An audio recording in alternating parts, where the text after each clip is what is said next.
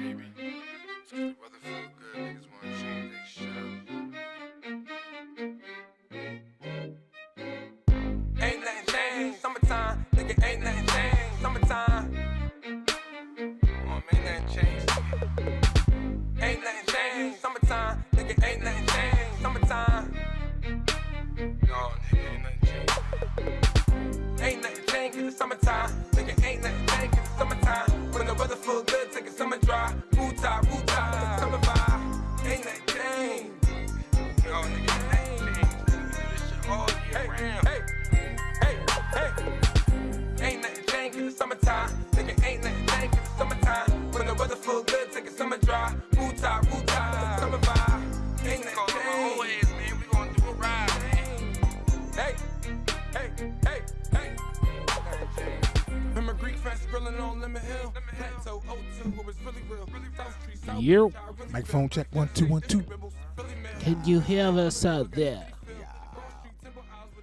What's cracking, TV land? You know what I mean?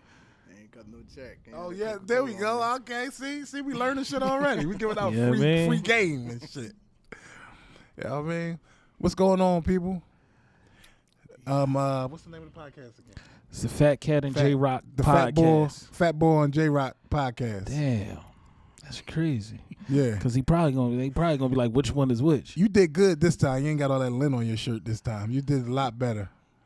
I got a little. That's 1080. That ain't even 4K. That's 1080 right there. I know. I see all that ash on your elbows. Damn. Yep. Damn. Come on, man. Like you frying chicken with your elbows. Welcome, everybody. We here, y'all. Man, this is long overdue. Yeah. Took a few years. I mean, I had to rob a few people and We had to pawn some stuff. yeah, had to do some things to get this young man up here, man.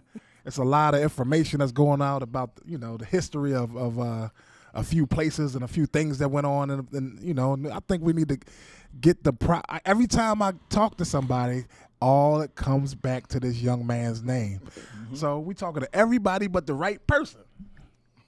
Like, hey. Well, I asked him a few years ago. He was like, I got you, Jay. I need a haircut. Damn. Anyway. If you don't go ahead. You supposed to be doing this because I'm supposed to be doing this. Anyway. No, you started it. I asked this young man a few years ago. He like, I got you, Jay. I'm coming. All right. I do 4 or 5 interviews and his name pop up. After every interview, he right on the line. Jayrock, that shit is wrong. Nah, don't start that now. Nah. Don't start that now, player. What's so up, now man? we finally got him up in here. You know what I mean? Ladies and gentlemen, we have the international DJ CASPER in the building. Salute. You know what I mean? Yeah. Now you can take over. You know what I mean? Dad, let me just finish doing this. I got Oh, my God, man. Here we go. All right, so look, camera all the way over there. Why you keep doing that to me? Yup. I need the joint to be like right here. That show your good side. The other side, you all fucked up. I mean, I cussed. Damn, I ain't supposed to cuss no more. Damn. Why you worry about my good side? What the fuck is wrong? What's Yeah, we wrong cuss. with him? All right, cool. Just check. He just can't cuss. He put the little few dollars in the jar. We had a battle. Who won that? He did. Yeah. Jayrock immediately was got. Yeah. So, What up? yeah, we're going to have a few. It's going to be a lot of people, you know what I mean, shouting you out, bro, and saying what's up because, man, we got to start at the beginning because the story is so vast. So we gotta start at the beginning. Cover ground. With no skipsy, none of that other. Nah, we got to start. I don't want to hear nobody's mouth because from what I understand, this is where it all starts at, okay? For real. We had Corey in here too. Corey DST was in here Tuesday. That's where all the stories is derived from right here. So, okay? We fine? We good? All right. DSD, he was up. Yeah, he was here. Yep. You know what I'm saying? We do the round table DJs. We just sit on the couch and talk DJ stuff. I swear to God, it'd be like Yeah. 432 years of DJ sitting on the couch. Nah, About that, yeah. 'Cause my 8 tracks was Let me stop playing. I'd have been right there with him talking the same old shit. So but it's a good situation. But my brother, my guy, Good. you know, we go Way back. way back. I'm talking Auto fine purchases. beyond right? that. I'm talking Yeah, before that. when I was at Pratt, 5th grade at Pratt. Damn. Which is literally right Elementary next school. to Raymond Rosen. But we gonna get into all of that. Damn. We gonna get Brad Arnold. Back Yeah, when I was dirty man. young boys. yeah, Yeah, So- real dirty. What around with like real rap.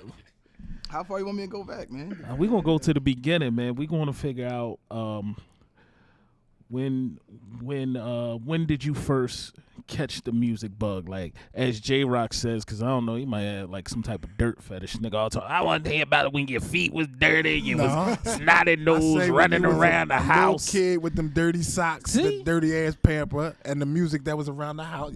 Everybody had that episode of life. Where does the music start for you? That's why I say it that way. He be putting emphasis on dirty though. You can start. We can start to actually. That ain't too far off. 'Cause I grew up 04 building, Raymond Rosen Projects. Yep. 04 building, Raymond Rosen. 5th floor, born and raised. That's what I started at.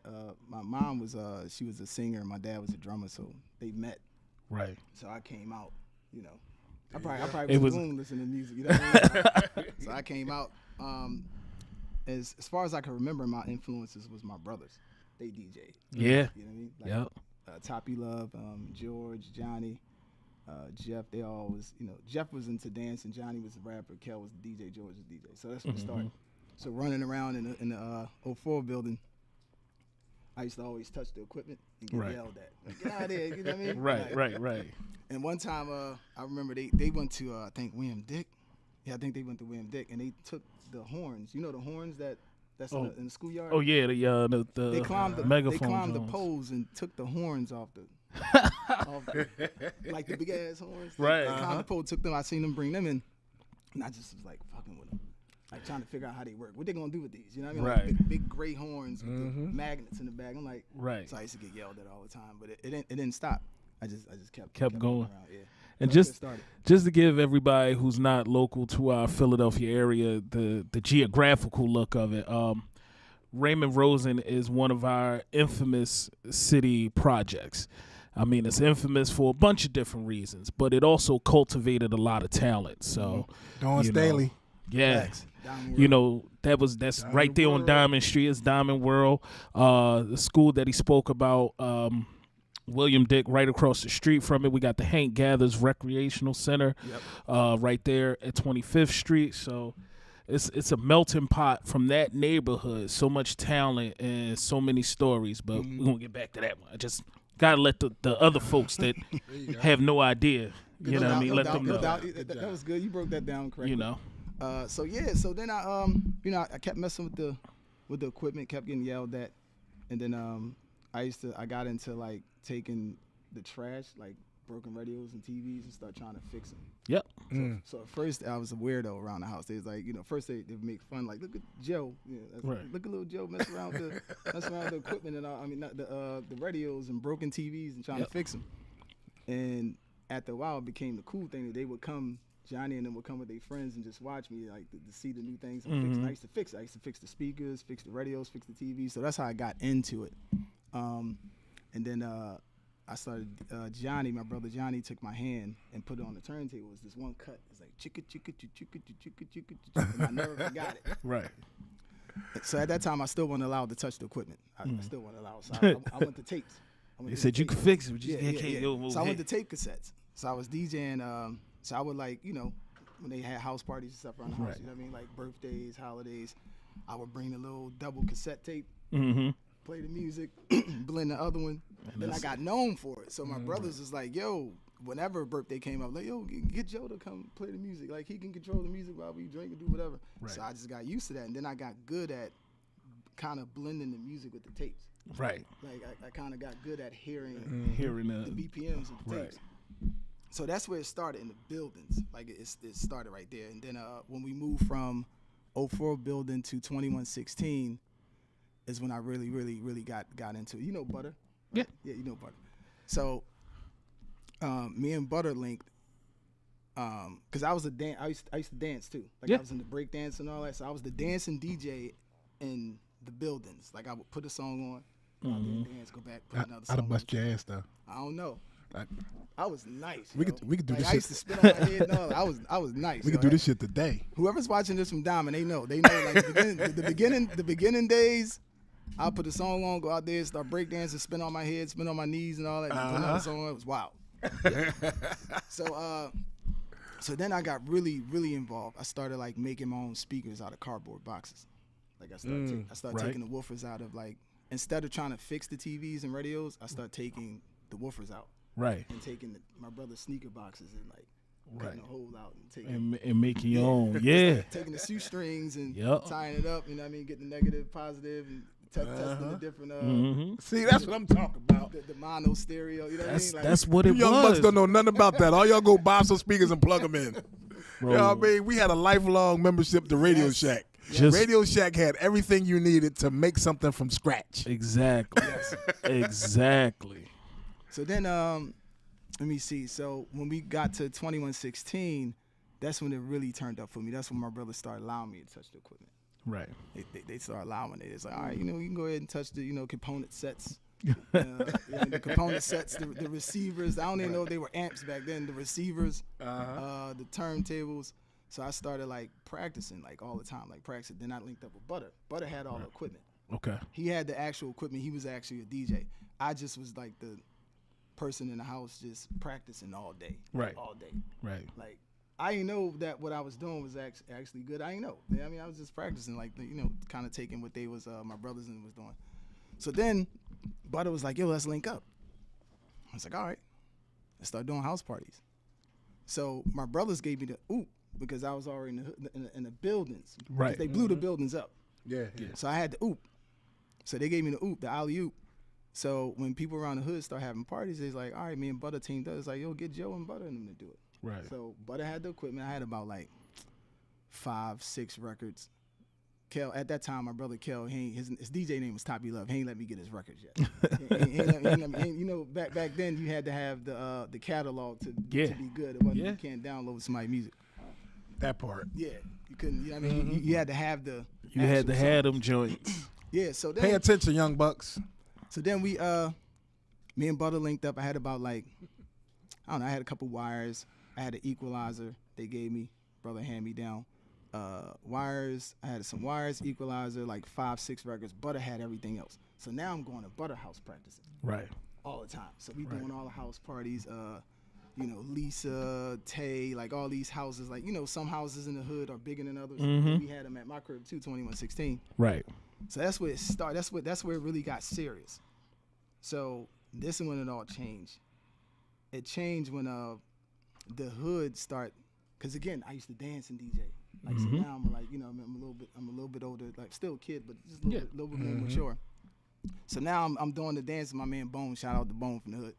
So me and Bone battling. Me, Bone, Walt, D-Mont, like we battling. I put a song on, go out there and dance. So keep in mind, keep following the story. It's Butter's equipment. I got a few records. I know how to play the records and all this. His equipment though.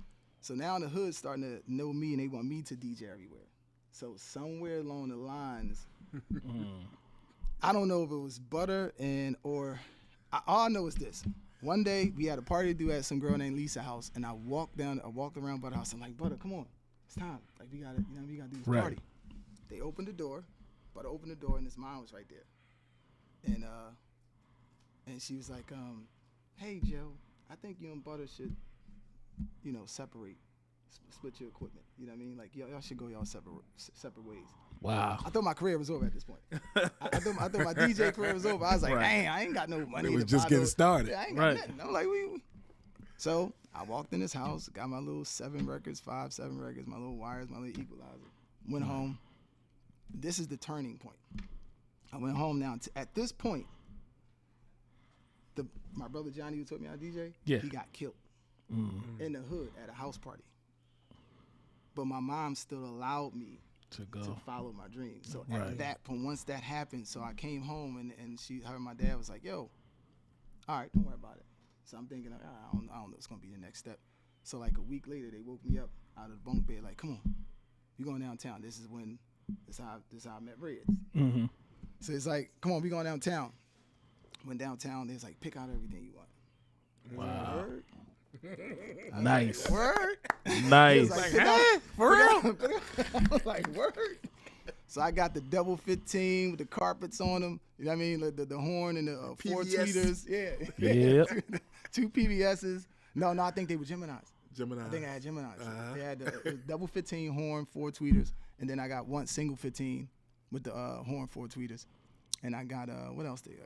Gemini BD10s, Mm-hmm. turntables, Gemini mixer.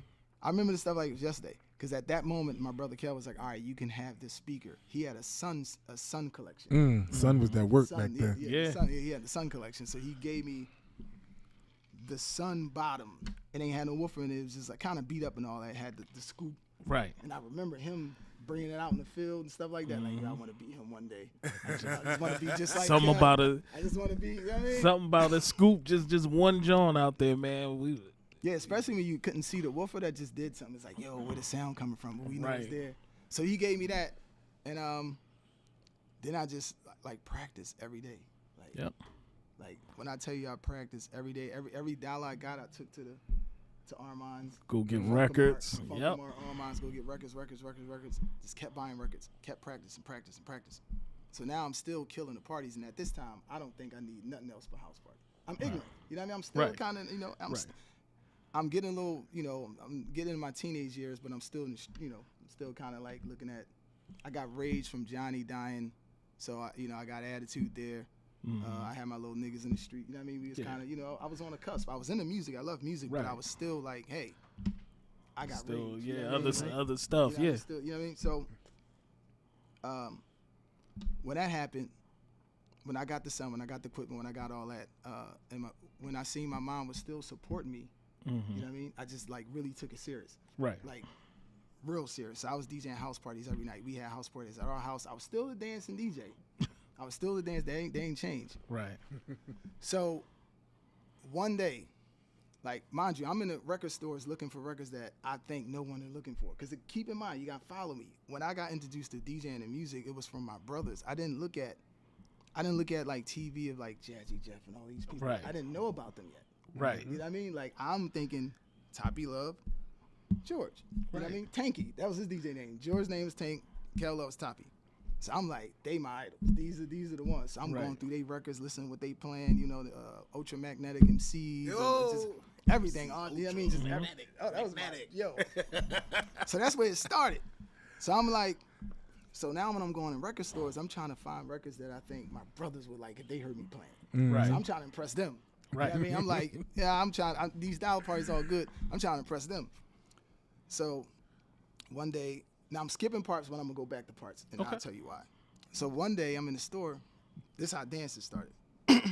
I'm killing my hood. I got my own following, right? All around the hood, like people. I'm DJing all over Diamond Street, Lehigh, Blumberg, just everywhere, wherever. Right. You know what I mean? I'm gonna Whoever- stop you right there for 1 second, just so y'all know. And this is for, I know all my old heads. If you're 40 and over, y'all know this already. But when we had house parties, dollar parties, it was a couple different things that would show whether or not your party was going to be a success. One is if you had a DJ, and then two, it was who was DJing. Yeah. Now, trust and believe, there was millions of DJs every which way you turn. But it was certain DJs that would bring a crowd out because of the collection of music that they played. And granted, you had some, like, you're going to have cross songs that's like everybody got to have this song or this song. But everybody spun differently. Yep. And I remember seeing the loose leaf, this back when we used to draw flyers. You get whoever knew how to draw, they'll make you a flyer on the loose leaf, John, and you go to the library and go run off copies until you get caught. And you would see the DJ's name would be bigger than the address Yeah. on a house party. Mind you, it's a house party flyer. Yeah. And that's how you know where you going. Then we gonna get back into that in a minute, but you go ahead and Yeah, no, we finish. definitely gonna get into that too. So Melly said you go kick. What did he say? Melly He said said? he go kick it off. It was up there. Did you put that up there? He said he go kick it off. I'm mad at CASPER because He had all the chicks. Tell Melly I'm gonna get to that story too. We gonna get into all those stories. We gonna get into this is a long story, yo.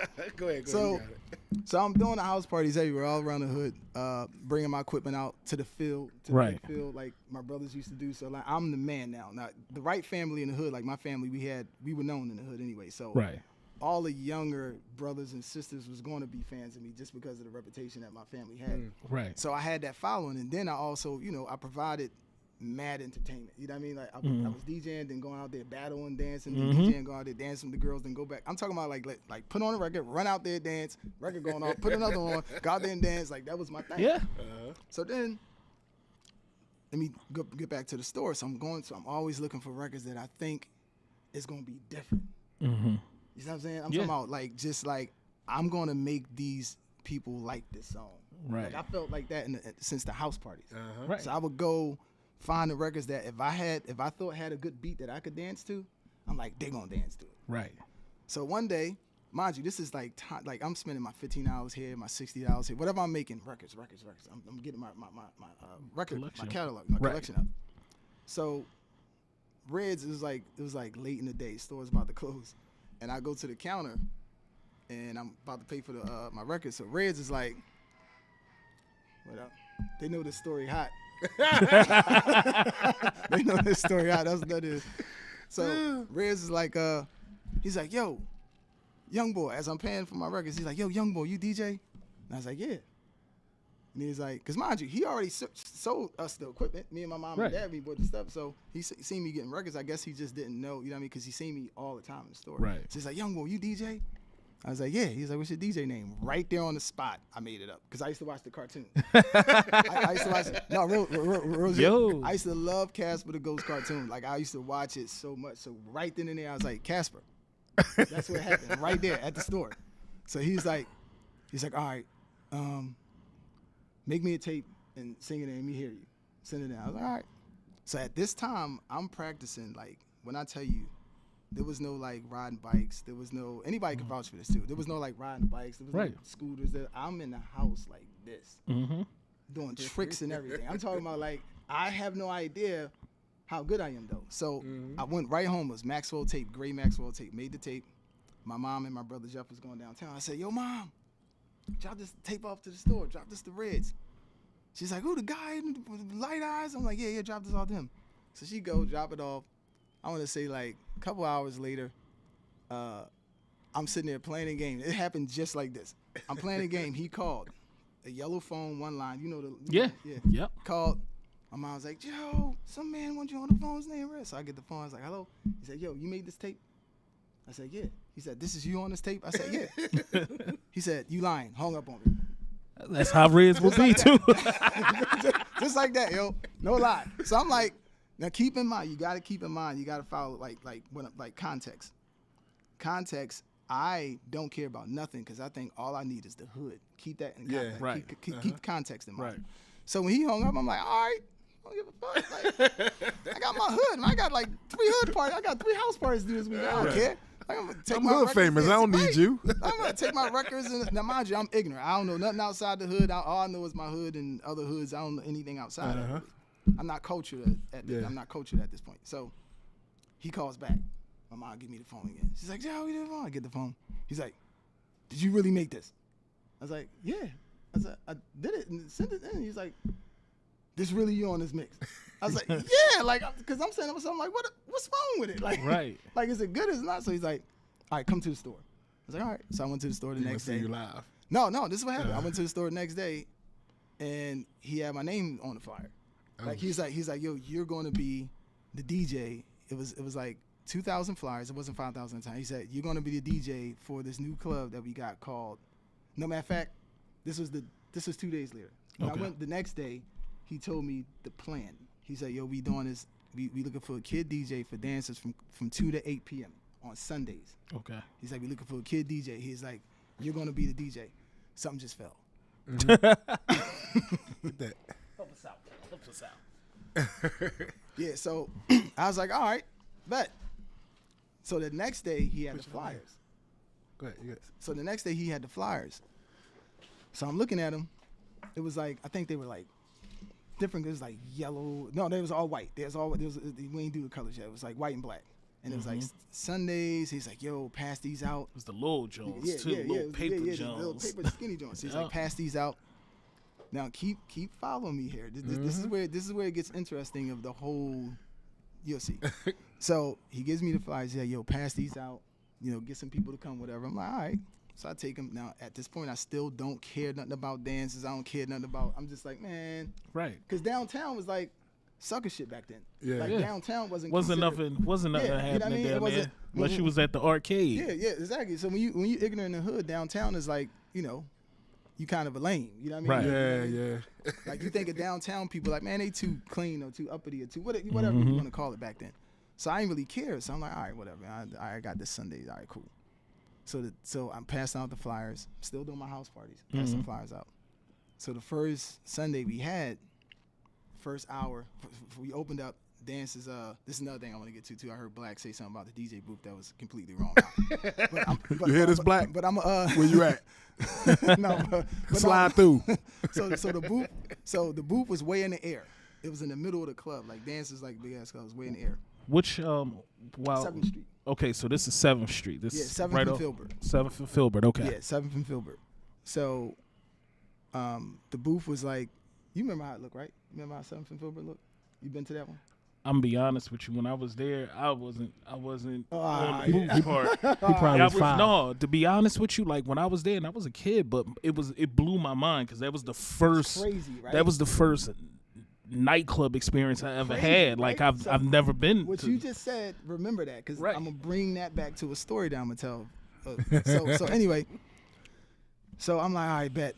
First doors open, so it's just me, Reds, I think one security. You know what I mean? So I'm just like, I don't know what to expect. I'm just like, all right, put a record on.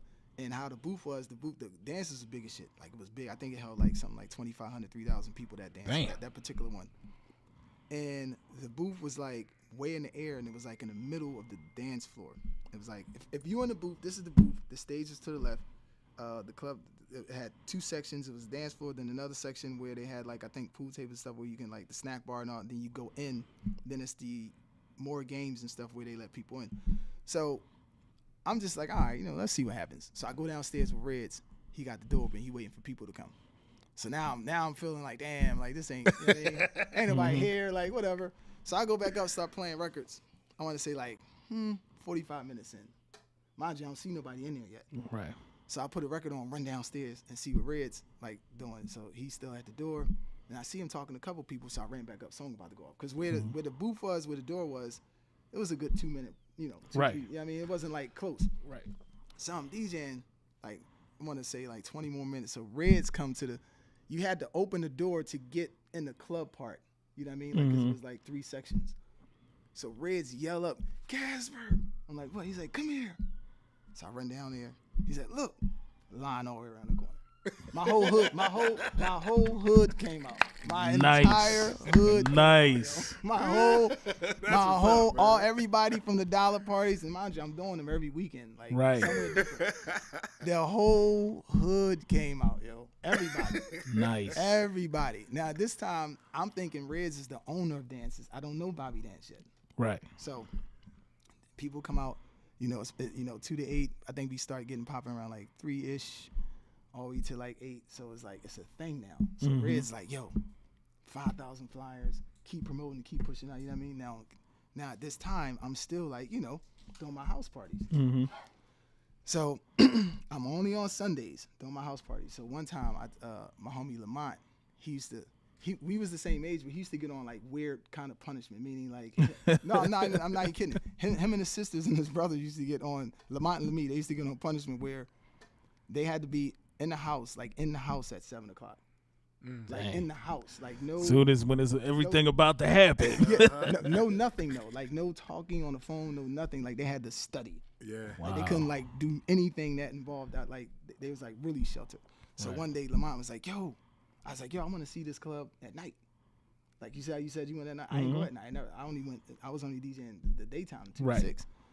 So Lamont was like, I want to go. So he jumped out the window and went with me. He jumped out the window, second floor window. He hung out.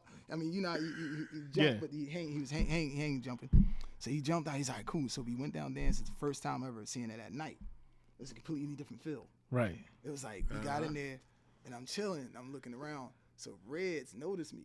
He's like, yo, shout out to DJ Casper in the building. He got Sundays. Da-da-da-da. I'm like, all right. I get used to that. You know what I mean? So then the Sundays, so we kept doing Sundays, right? Mm-hmm. So the Sundays is popping, so I'm still doing the hood parties. So this one thing Black talked about, that is true. This part where he said, no, I'm not saying he wasn't telling the truth. This little part. No, Yeah, that no, Black no, little part no, right here. no, it's just a part how he said it. He said it almost like that was my introduction to dances, and it wasn't. But this part right here was true. Mm-hmm. So I'm DJing a house party, and Reds is like, yo, where you at? I said, I'm DJing. Like, he paged me. I think I had a page at the time. So he's like, I'm coming to get you. He's like, for what? He's like, I need you to DJ dances.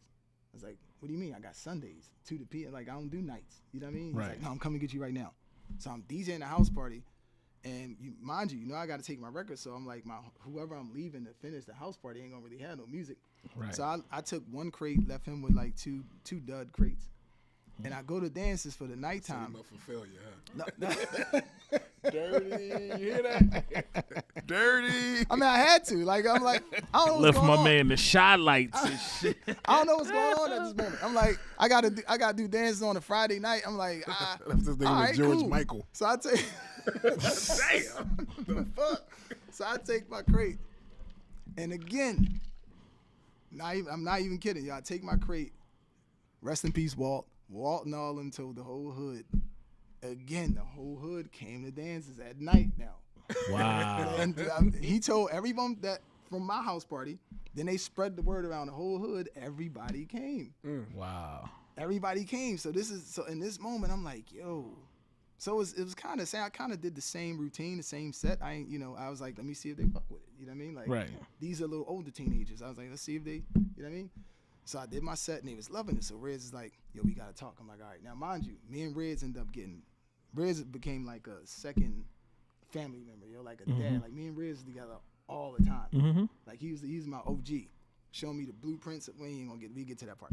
So Reds is like, he became the mentor that was like, he would pop up on me at school, making sure I ain't cutting class. Like, shit like that. Like, Right. coming to the crib, like, leaving the club, coming to the crib, like, my mom, dad, my sister, everybody, like, we literally talking, like, they got to know Reds. Like, Reds, Right. like, he hit me up every day, made sure I would, he the one who stopped me from, like, kind of fucking up a little Going bit. You know out what I mean? there. Like, And again, just for some context, Reds was legendary in our city. He was a legendary DJ, and he pretty much ran Funkomart, which is a legendary record store as well as equipment store in Center City, Philly. Like, that was one of the first. If you was a DJ, you went through those doors. That's where I got my first setup from. Countless others. And the one thing about Funkomart, a lot of people forget about this. Them damn steps. Well, even if you went to the one that was when they opened up further down Market Street, right there by 11th Street, next to the eyeglass spot, the one thing that was the holy grail is if they played your mixtape in the store. Yeah. Shout out to Chino. Frills. Frills up there. Like, if you walked in there buying records and they playing your mixtape in the store, bro, that was bigger than being on the radio. Yeah. It really was. Like, that was the, like, one of the highest compliments that we could get on that level. Like, but continue. Just for some context so y'all know who's who. So at the time, I'm still doing the house parties. You know what I mean? I'm still doing the house parties, still doing dances. And Reds is, like, really involved in my life now. Like, we talking about, like, you know, what I want to do, what I want to be. He's the person who taught me BPM. Like, we sat in my house and he taught me BPM at the time, like how to market records, how to count BPM. And we got real tight. Like, we was like, he was either at my crib, I was at his crib all the time. You know what I mean? And so the Sundays start going crazy. Like, they started going, like, they became a thing to the point that Bob wanted to meet me. Like, Bob finally wanted to meet me. Like, Bobby Dance, like, you know, like, who's this person? Like, what's this thing you got going on Sundays? Because Red said he thought Bob and everybody thought that he was going to fail. Like, that was Bob and Reds is like best friends, and that was Bob's way of saying, "Here, Reds, this is a look to you to have your own night, have your own day. This is yours. Whatever you make here, whatever you do, this is yours." And Reds thought that Bob and everybody thought he was gonna fail at this. Right. But Sundays end up becoming a thing. You know what I mean? So our first Easter Sundays would change everything. It was Easter Sunday, no school Monday, and it was no, not the no school Monday. It was Easter Sunday because we had those two, the no school Mondays. Yep. So this is when he's like, this is when I was really tested. He's like, Cass, I need you to DJ from 12 to 2 p.m., from 2 p.m. to 8, and from 8 to 4. Straight. Damn. Straight. And you been there play the same song. So he's like, no. Here's the thing. Here's the thing about that. I always hated playing the same songs. Like I'm that kind of person. I do not like playing the same songs. Like I hate it with a passion, yo. So, but it was different people. It was different. Like it was Barney and them for the 12 to 2. Like it was like parents coming in with their kids. Yeah. And then from 2 to 8 was our regular 2 to 8. Right. And then 8 to 4 was the people that would normally go on a Friday and Saturday nights. So when that happened, I think at that moment that's when like that's when it really happened. That's when I kind of made a real decision of, okay, this might be something. You know what I mean? You think? This might be. I'm like, this dances thing, this downtown thing might not be so bad. You know what I mean? I'm like, you know, I still got my hood and all that, but I'm like, this thing might not be. I was like, let me get serious about this. So during that time, though, this is when me and Black first met. During that time, I was a battle DJ. Like at that time, I mastered blending and all that kind of stuff. So I would do the tricks, like spin around under my leg and all that. Pause, but put my dick on the fader and all that. Like I used to like real shit. Like I used to. So I would. So I remember somebody came around. Black was somewhere. Black was in his hood, and somebody was saying something about Black. Like yeah, he doing his thing, whatever, and saying his name chirped. His name was chirping, and somebody came to get me, and took me in Black hood. So Black got his stuff set up, everything. He got his peoples there, his family and all that. And so his peoples hyped up a battle. Oh shit! That's how it happened. And Black could tell you, I bust his ass. Oh! Black could tell you. Black could tell you. Where you at, Black? Come on, man. Slide no, listen. Come on, dog. Bring your ass. What I do want to say though, I want to another mic. No, what I do want to say though, but me and Black laugh about this all the time, yo. Like literally, this is like every time we see, even to this day. Matter of fact, the last expo, not the one that just passed, the one before that, he talking to somebody. I walk up, I'm like, "What up, bro?" Like because you know when you first see each other at the expo, he brings the story up. He's like, "Yo, man, one time." He always do this. Literally, he brings it up. This is my first time. This is my first time ever bringing any of this up. Right. Because over the years I've become real humble, so I don't really talk about this. This is the first interview I ever did like this. Like telling this deep of a story. Right. So you got tired of them lies getting out there. So Black always bring it up. I'm like, Black, man, like leave it alone. Like, but Black brings it up. He's like, man, you ain't had to do that to me in my own hood. Like that. But back then I was the battle DJ, yo. Like I used to practice. I'm like, all right, I mastered cutting and scratching. I mastered all it. So I used to like do different shit, like walk around the turntables. Like, this is Gemini BD10s. I don't have techniques. The only time I played on techniques was dances. They had techniques, but I'm going home to Gemini BD10s. And this gotta be every bit of probably like 92, 93. Ages. I'd say 93. Ages ago. Yeah, probably. Because now, since we right there, so now I can segue in. So this is going to be before all the stuff. This is when I met Casper. Oh, look. Hey, well, turn that speaker around. Because we were told that we're not putting no brands on without cutting the check. Oh, yeah, no brands.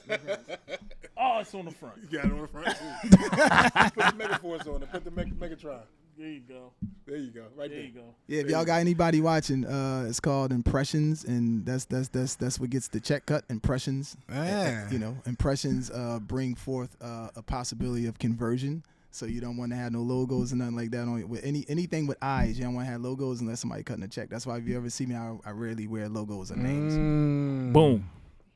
Gems. Paying attention out there. I met Casper. I had to be oh my God. Brian. Yeah. Brian Franklin. I always fuck with you though, bro. Like, you was always dope. But I want to talk about butter. So Where he at? No, for real. Let's talk about Butter's Butter. still around. Like I Butter, where you remember- at? If call up or do something, we want to know why that he couldn't. Yeah, I mean, he couldn't use your equipment no more. Yo, but you know what's We crazy gonna get to the though? bottom of this shit today. Jay, you know what's crazy though? Yeah, I mean, In our little- we'll slide through. Tell us where you at. We slide through. yo, Hassan Pittman. Butter love. But in like our little 6-block radius, bro, like it was so many of us, and it was every different ages. Cause see, Butter and it was Butter, James, like all of them. They was the old heads, man. Trey, like Hank, yup. Grand Hank, yeah. And then it was, oh my God, man, it was so many. But I met him, and the reason why I remember this is because I had just, it's funny, I had just gotten my first set of real turntables. Like I went through my whole fixing the BSR turntables and, you know, finding them little needles. It used to be a record store, believe it or not. It was a gospel record store right at 19th and Cecil B. Moore. It was blue. It's back when used to be a soul food spot across the street in the church. And the record store used to sell, I'm not talking about Webb's, that's all the way down 22nd Street. This was 19th and Cecil B. Moore. And they used to sell nothing but gospel music, but then they had needles in there. And that's why I would go get the needles. So long story short, around 92 is when I got my set of Gemini BD10s from Funko Mart. But I had a Linear Tech mixer. And I broke them turntables probably within 3 weeks. Because for one, the turntable, this right here is about the same weight as a BD10. Like literally, the turntable weighed like 7 to 8 pounds. No, this might be heavy. This might be a little heavy. But I broke the needles because I didn't know what I was doing. I was hype. I was doing too much. But then after a while, like I calmed down. I got myself together. I started learning how to play records. So then there's an old head that I met, Brian. He lived across the street from my best friends growing up. This is all North Philly, Bevere Street. And he was like, I'm gonna take you go meet my young boy. Okay. So we walked. Now mind you, we in the middle of North. I'm down 18th and Dolphin, you might as well say. This had to be on like, I don't know, maybe a Thursday. It wasn't a weekend. And it was dark. And we walked down Dolphin Street straight down into the projects. Right into Raymond Rosen. This is when you was in the homes. You wasn't. The towers were gone. Yeah, it's gone. The jungle. Man, coming. You know, he introduced us. I'm sitting there, and the first thing I see is them same turntables set up on the table.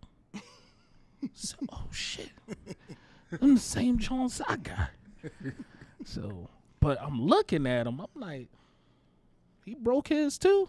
I'm looking at it. He got all types of tape. So, so what he did was, you gotta understand, these turntables were basically like the most entry level you could possibly have, bro. Like it wasn't. This was literally like one step above rack system turntable. But my man, like that one thing has stuck out in my mind for decades. We talking 30 years ago. Yeah, it's 30 years ago. I used to have a tape on. I used to have a tape for the counterweight. Yeah, the tape for the counterweight, the tape for the needle, and I had the tape inside the actual record. So the record wouldn't move, then I had tape behind the weight, so if I cut and scratch, it wouldn't bounce. The arm wouldn't bounce. I had enough bounce. weight on the needle so it can go to the groove. Bro, when I seen the whole time y'all was trying to get all that together, I was trying to figure out where the fuck Butter at. Yo, come on, that's nuts shit, man. Oh my god! Oh like, my so you ain't gonna let them play God. with your ball because you can't play? Oh, You gonna take your ball in the house? Butter, where you at, man? Slide. Yo, you know what's crazy? You know what's funny? And he couldn't do it. He had somebody come to the door and be like, yo. No, they was both there. They was both like, there. 'cause we not They was both in. They was both there. He was just standing there. Him and Miss Ida. I loved him to death though, honestly, because he gave me my shot, yo. Ms. Like, Ida. in terms of the no, I think she might have rest in peace. I think she might have passed away. But Butter, you can still. Yeah, I mean, he gave me my shot, man. He he was. I don't know what happened. Honestly, me and Butter. know what happened. Me and Butter never had the conversation about. They gotta have it. You know what happened.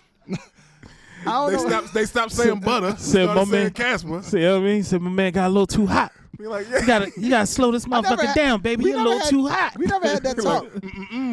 Go drop a dime on this motherfucker. I seen Butter doing like too much. I seen Butter like a lot after that because him and my brothers, they all still cool. They still had a lot of Diamond Road. No, it's called Super Friends cookouts. Right. Okay. Yeah, they had those. So we just never had the one-on-one. Like, yo, what happened back then? Oh shit. Was it? Did y'all feel like maybe I just need to go do my own thing? You know never how had it that is, man. It was one of them things, bro. Like it's like you got a really good driver, but he ain't got his own car. So he take your car and he start winning drag races. First it's both of ours, then now Right, it ain't y'all's now- no more. And now it just make you look like, oh, you just bring the car. I gotta mean, meet we this guy. cool, I we gotta meet this partners. guy. I just bring the car. When we took our equipment though, I ain't gonna lie to you, man. My heart dropped. I never forget, yo. He opened that door. Man, that's the good thing about Destiny, I though, was man. like, damn. I was like, what am I gonna do now? I got no money, so I couldn't do the house party that night. I was like, I don't know how to view. So I was like, Damn, butter, man, you got me fucked up. Nah, that was right on time because again, that's Destiny, bro. Look, Shit, Melly say he got him with a phone.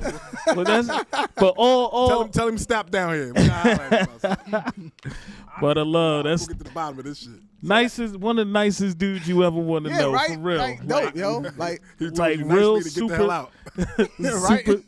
Yeah, they No, was but these the- but kids. the- But let's get back. I'm not Go ahead. cut in, but the good thing about back then, it wasn't like a lot of the stuff. Just like you say, your brother gave you the Sun speaker with no woofer in there. Yeah.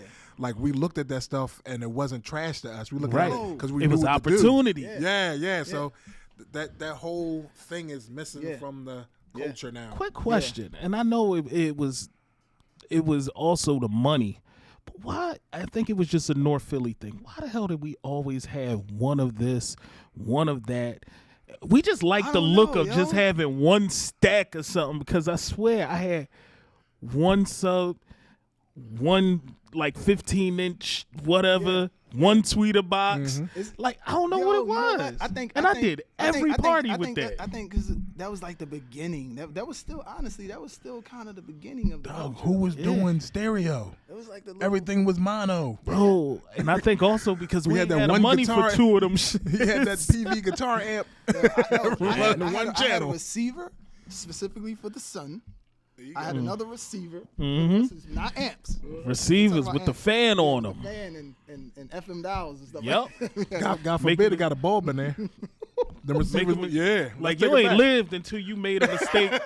You made a mistake and hit the switch and turned it from aux to radio Then when they clip, at the party. then when they clip, Hey, gotta have them fans on deck. I just think it just looked. I just think we thought it looked good. See back then, Brian, Yeah. him and my brother Kel, those two were like, you know, who equipment is better, who DJ. Brian, It was them two. They was I mean, So who hung out with Butter? um, Nobody. Nobody. Nutting up on butter. Nobody. Oh my God! You got to stop. They all home. Man like that. You got to. Up and coming. That's just like me saying, dang, well, you doing too much. I'm gonna cut your inventory. Nah, you can't take none of this out of definitely- here. Bro, Instantly- be prepared. Because when the stylistics say, "Oh, my mic sound good with the young boy," sit all head down. The funny thing is, like, I definitely forgave him for that. We never talked about this situation, but yo, that was that. I appreciate that. I don't moment. think it came from Butter though. I think that was more of a parental power move, Yeah, with respect to that. yeah. You know. I just think it was. I don't know, yo. I don't know. I never heard anything about it until that day. Like we had a party to do that night. It was a Friday. Like I went to his crib and the door opened. and it closed. She was like, Yeah, grand it was opening, grand close. It was like, oh, Yeah, get okay. the shit, get your shit, get that That's shit when out. I first realized. I'm like, oh, it's not we. I don't got nothing. I ain't got no damn. equipment. I'm Like, yo, oh. that wire and that record. It was one crate. I'm gonna see you later. It was one crate with like 5 to 7 records, some wires, and an equalizer. like a 20-band equalizer. Damn, you carried that shit out and the records was jingling in there. It was like, damn, you had room in the joint. I'll be honest with you, and Casper, he'll tell you, yo, old heads used to chump the shit out of us if we didn't have records, bro. They talk all types of shit. Like, they wouldn't have nothing else to say except for, go ahead with your one crate of records. Yeah. I say, this one crate of tear your old Okay, how many ass up, speakers you though. got? You got one crate of records. He said about those Big Sugar back in the day. Yep, No, that's but it. But I appreciate that moment because that moment, so many moments like helped me realize, like just kind of just woke me up from being ignorant, man. Like, you know what I mean? Like, so, and my mom was at the table playing cards because she used to play cards all the time, like play cards and pity pack, like gambling and stuff like that. I came in, I thought it was over. I thought she was like, yeah, baby, it's a wrap. That's what I thought she was going to say. I came in, she's like, what happened? I thought you were supposed to be on a house party. I said, Butter and Miss Ida told me we need to go our separate ways. We shouldn't DJ no more. I'm like, she's like, don't worry about it. Kept playing cards. Mm-hmm. Go, mom. Yep. Go, mom. God bless. God bless. See what you did, Butter? You created a monster. She was at the table. She took everybody money that night. Miss Teresa, Miss Glad, all of the monies. Rest in Money, peace, my money. Rest in peace, my dukes. Yes, so I always yes, had Lord. that support in the household. Like like my mom and dad supported me. My brother Jeff gave me the first. Like we did a house party in the house. It was his birthday party, September 11th. We did a house party, and they knew this part of the story hot too. We did. Segue the joint right in there. What's about to come up? So his party, like all of like because other family members didn't support. Like I got a lot of like, you know what I mean, like a lot of kickback. You know what I mean, like the immediate household supported me. My brothers, my mom, dad, sister. Rest in peace to my sister. Rest in peace to my brother. They all supported me. But and here's how it went. Like so, for example, I had the Sun speaker. It was beat up. Kel gave it to me. We did a house party at our house for Jeff's birthday. That's my brother Jeff. We did a party. So we counted the money. And I was like, dang, I wish I can get a woofer for the speaker. He's like, come on, let's go downtown and get it. So he used his birthday house money, like from the house party, gave it to me, went with me to get the speaker and helped me like paint it, build the Sun. That's like, that's everything. love right there, man. They was always in That's love. support. That's what kind of gave me my drive because like aunts and uncles, they ain't really like, you know. Right. Like one of my aunts told me, she's like, what you think you gonna do with this music? You ain't doing nothing with this music. Like, I used to get that kind of stuff. I was like, Right. But my attitude was always like, yo, my mom lost a son to house parties, so for her to support me, I'm taking this all the way. Right. Yeah. You gotta do I'm taking it. this all the way. But she see it. She saw it in you. Yeah. And she saw where your passion was. She saw you. You know what I mean? You put that drive and you put that effort into it. Yeah. So I listened to all of it. Everything my brothers told me and all. I just kind of stuck with it, kept it, and so I returned the favor when I started getting my name up there and started getting mobile gigs. Right. Because it was a point I was like, man, I don't want to do no mobile gigs. I just want to do house parties and dances. Right. But then I was like, oh, I could bring it back. I could bring it back to the circle. So my brother Kel came into some money, some case money. I was like, Kel, take your money and buy all this equipment. Buy all equipment so now you can be my sound man. Right. So he took his $20K. He bought the EVs. You know the EVs, the two that should be inside. He bought those two. I think you probably remember the sounds. Yeah. The MTLs or something, right? Oh man, I remember it was MTL ones. Yeah, that was the subs. He bought because two of those. Me and Kels used to argue every Sunday. Casper, whoever, be done had a party on Saturday, blew the damn horns. Now I'm at the store on Sunday. Yeah. And we going at it. We going back and forth at it. I'm like, Them horns oh, did blow a man. few times, yo. Yo, it was like, it was clockwork because it became a running gag. So every time he would come into the store, Damn, I forgot. he'd just start laughing. Like, even if he was just going to get records, That's funny. he would just start laughing because he knew, like, I'm just be like, oh, I got to go look through all these parts, try to find diaphragms, crossovers and shit.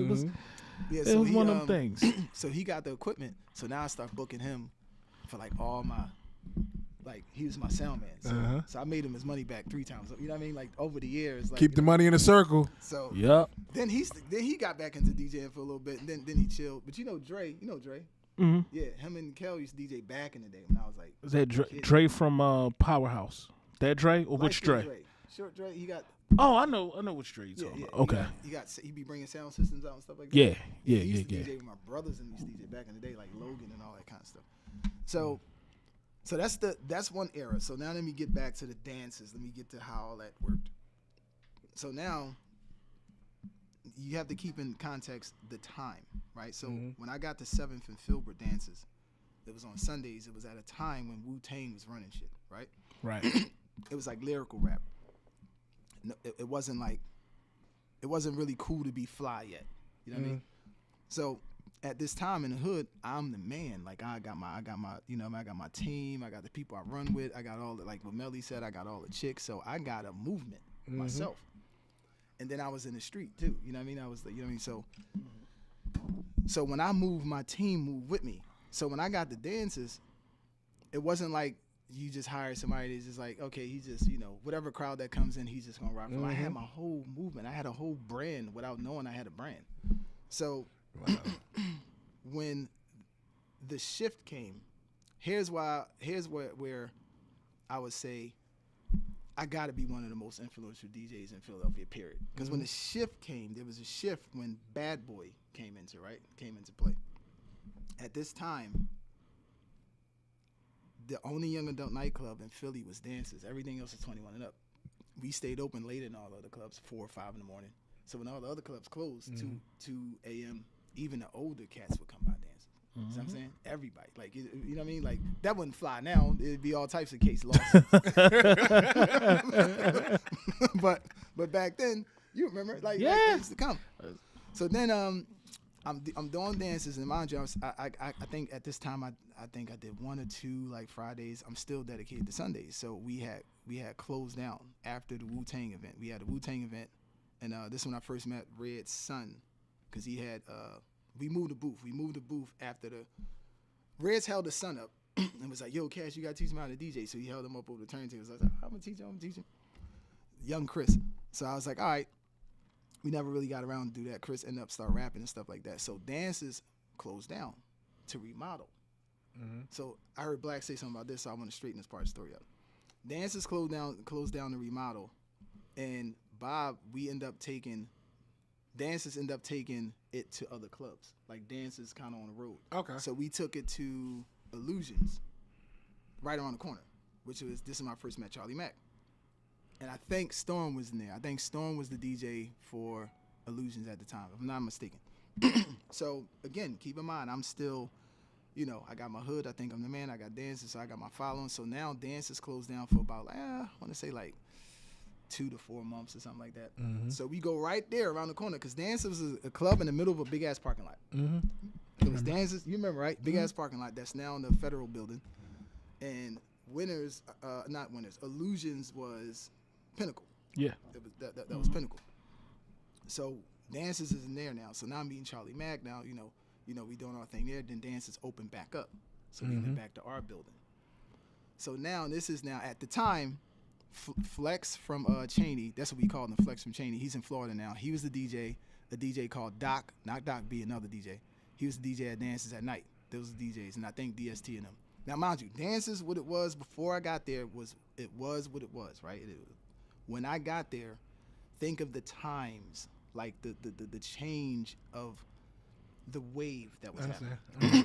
This is why I think my name ended up getting, why shit got so crazy, like why I was like, because during that time, I'm the star. Like, my peers, we all the same age, but I'm rocking the club everyone is going to that's in my age. They have nowhere else to go. You see what I'm saying? So you can say it.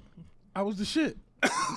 No. Yeah. And all them other little niggas was just, they was doing their thing. But, I'm just, I'm trying to, say the story. Nah, keep it real. So then, now Red's introduced, now Bob wants to meet me. So Bob like, let me meet this dude. So I'm like, all right, bet. So we meet. So now they gave me, Flex was leaving. Flex was he graduated from Cheney, and he was going to do his own thing. Right. Doc was getting mad because they kept giving me, Doc ended up becoming my opening DJ. So Doc was getting kind of pissed. This is where Shelly came into play. So Shelly was Red's record that Doc used to play. Okay.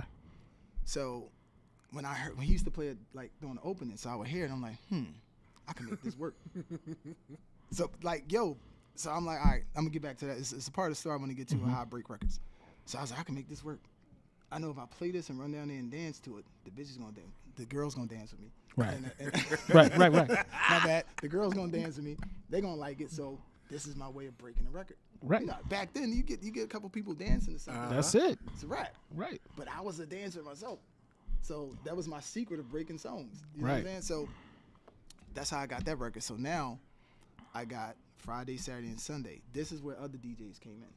So Reds and them would come to me like, yo, who do you want to open for you? What DJs? That's when Black came in. I was like, because since I battled him, like back then, and he was cool. Like me and Black ended up getting real cool. Yeah, ain't no threat if you bust his ass already. Yeah, you come in, you can start. You get. Yeah, I mean, I know you watching this. You're a troublemaker, yo. I know you bust my ass, but guess what? He'll bust your ass. Black nice, man. Black nice with it. But this is nice. But this is what happened because I started getting like. Now I got Friday, Saturday. Keep in mind, I got Friday, Saturday, and Sundays, and Super Sundays, No School Mondays, and Easter Sundays, and the house parties. Right. So Reds is like, mind you, anything that happened, let me just clear this up. Anything that happened from dances from 7th Street when I got there to when dances actually closed, and what I mean by closed, I'm talking about after, because we did about 2 years at 923, which I'm going to get to that too. Nothing moved without me. No DJ that stepped foot in dances, no one got the clearance unless I did. Unless I said something. Nobody. No Mackies, nobody. Nobody. That's just a fact. Let's make this shit clear. They all came to me there. The Reds was like, everyone knows Reds was my ace boom coon. Right. Reds ace was the owner.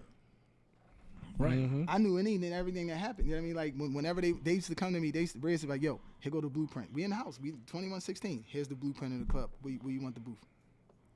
Right here. All right, cool. We gonna raise the booth this high. We gonna put the window here. They ran the shit by me. I was their star. You know what I'm saying? But you have to keep in mind context. You got to take out of where we are now with social media. There was no Right. You see what I'm saying? So you have to understand when you had that, when they seen that they had a star and they had this star has a following and he has a personality, he's branding himself. They put their eggs behind that basket. Now, yes, the money was shitty, but I didn't know at the time. You know what I mean? Right. So now I had to start, all right, cool, yeah, this DJ can open. That DJ can open. Like, you know what I'm saying? So you telling me I was interviewing all the wrong motherfuckers, huh? I love y'all. No, look, I'm gonna get into stories about them because I don't want nobody to think I'm shitting. I ain't shitting on them. So I'm gonna get into. But now you got.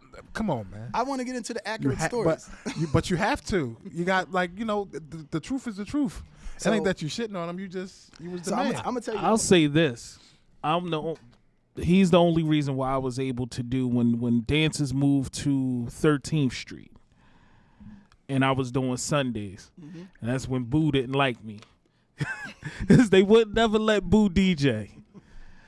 But we were kids back then. You have to understand. Like he said, context. Am I lying? No. That's how it was back then. They wouldn't let Boo DJ. I'm gonna tell you about the Boo story, but I'm gonna let you go. It was something above my pay grade. All I knew is I was coming in there to play on a Sunday afternoon for like ever. Yeah. Like no, it was. I swear to God, it felt like I was DJing from noon to like the next. I don't. Oh, dances will burn you out. Like you never even don't look at the clock. Yeah, it's right. Don't look at it'd be daytime when you go in, and pitch black night when you come out. So look. So during the time, so now I want to say, when the dances closed again, and now we had to find a new building. So Bob would do this thing where he would take dancers on tour. Mm-hmm. So on tour means he would rent out different hotels, and because he didn't want to lose the momentum. Right. So he'd rent out different hotels right around school time, and it would be dances on tour. Right. Now we had different reps. We had the dancers reps. That was the first name. The second name was the Candy Factory. I remember Yep. So shout out to Brown. Yeah. So in between dances on 13th Street and dances 7th Street, we was taking dances on tour. Now at this time, I'm like cool with a lot of DJs. You know what I mean, I definitely fuck with you. I fuck with Black. Black was like one of the open DJs, and then we had to start kind of giving some nights to it. You know what I mean? Like, cause I had every night, so we made it so all right, cool. I'm just gonna be the headliner. You know what I'm saying? I'll just let other DJs eat. I'll just be the headliner. So now, Rez is like, how can we get people to promote the flyers? What tricks can we do? So what we figured out was have a different color flyers, give them to each person so they can give to that school that they go to.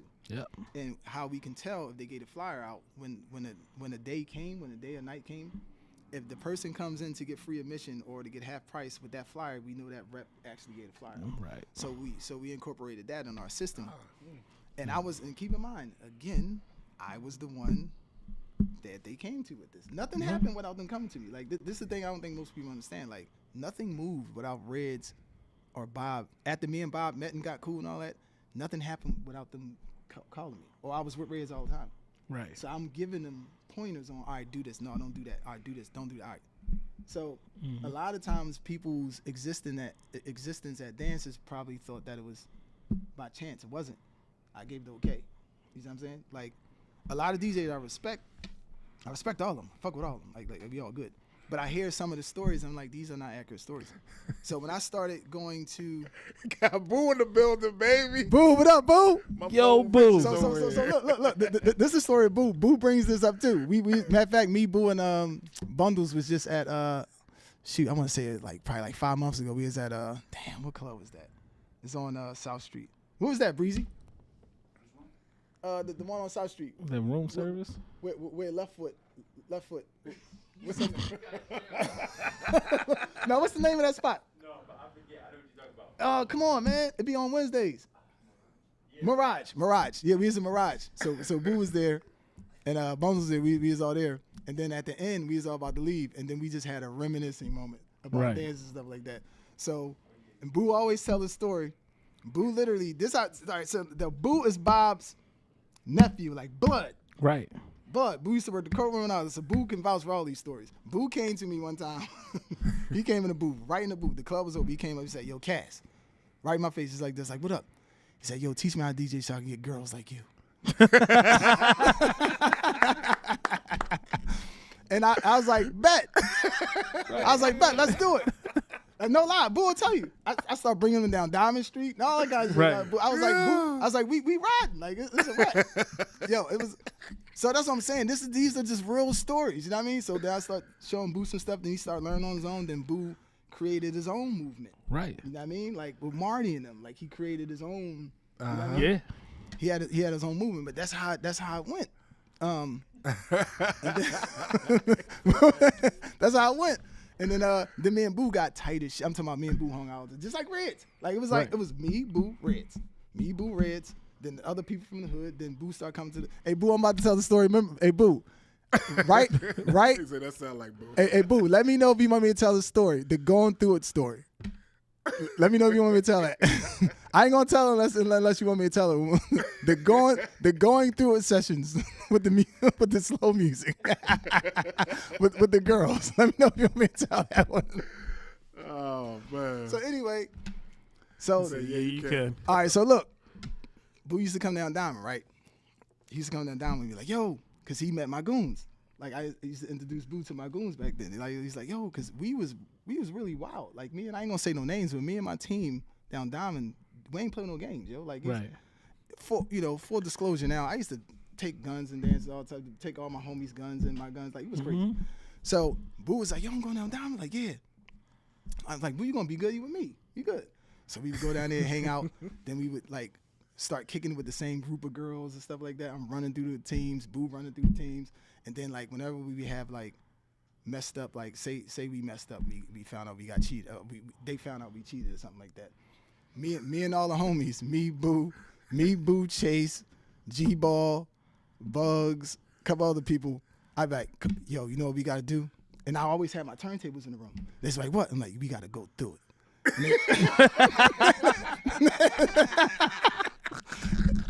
And it's like, what you mean? So I'm like, watch this.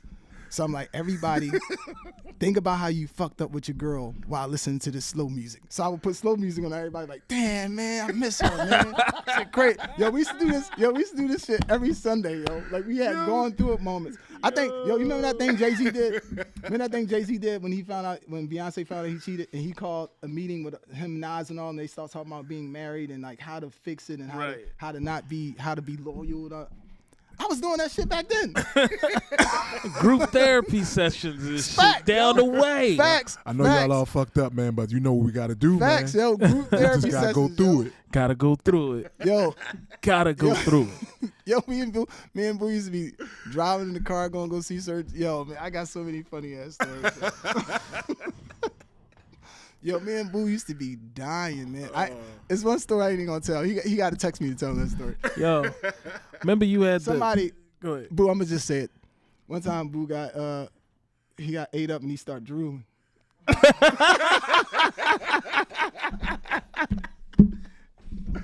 Damn. Yo, God damn it. we was wild, yo. Like we was wild back then. You had to understand. We were like.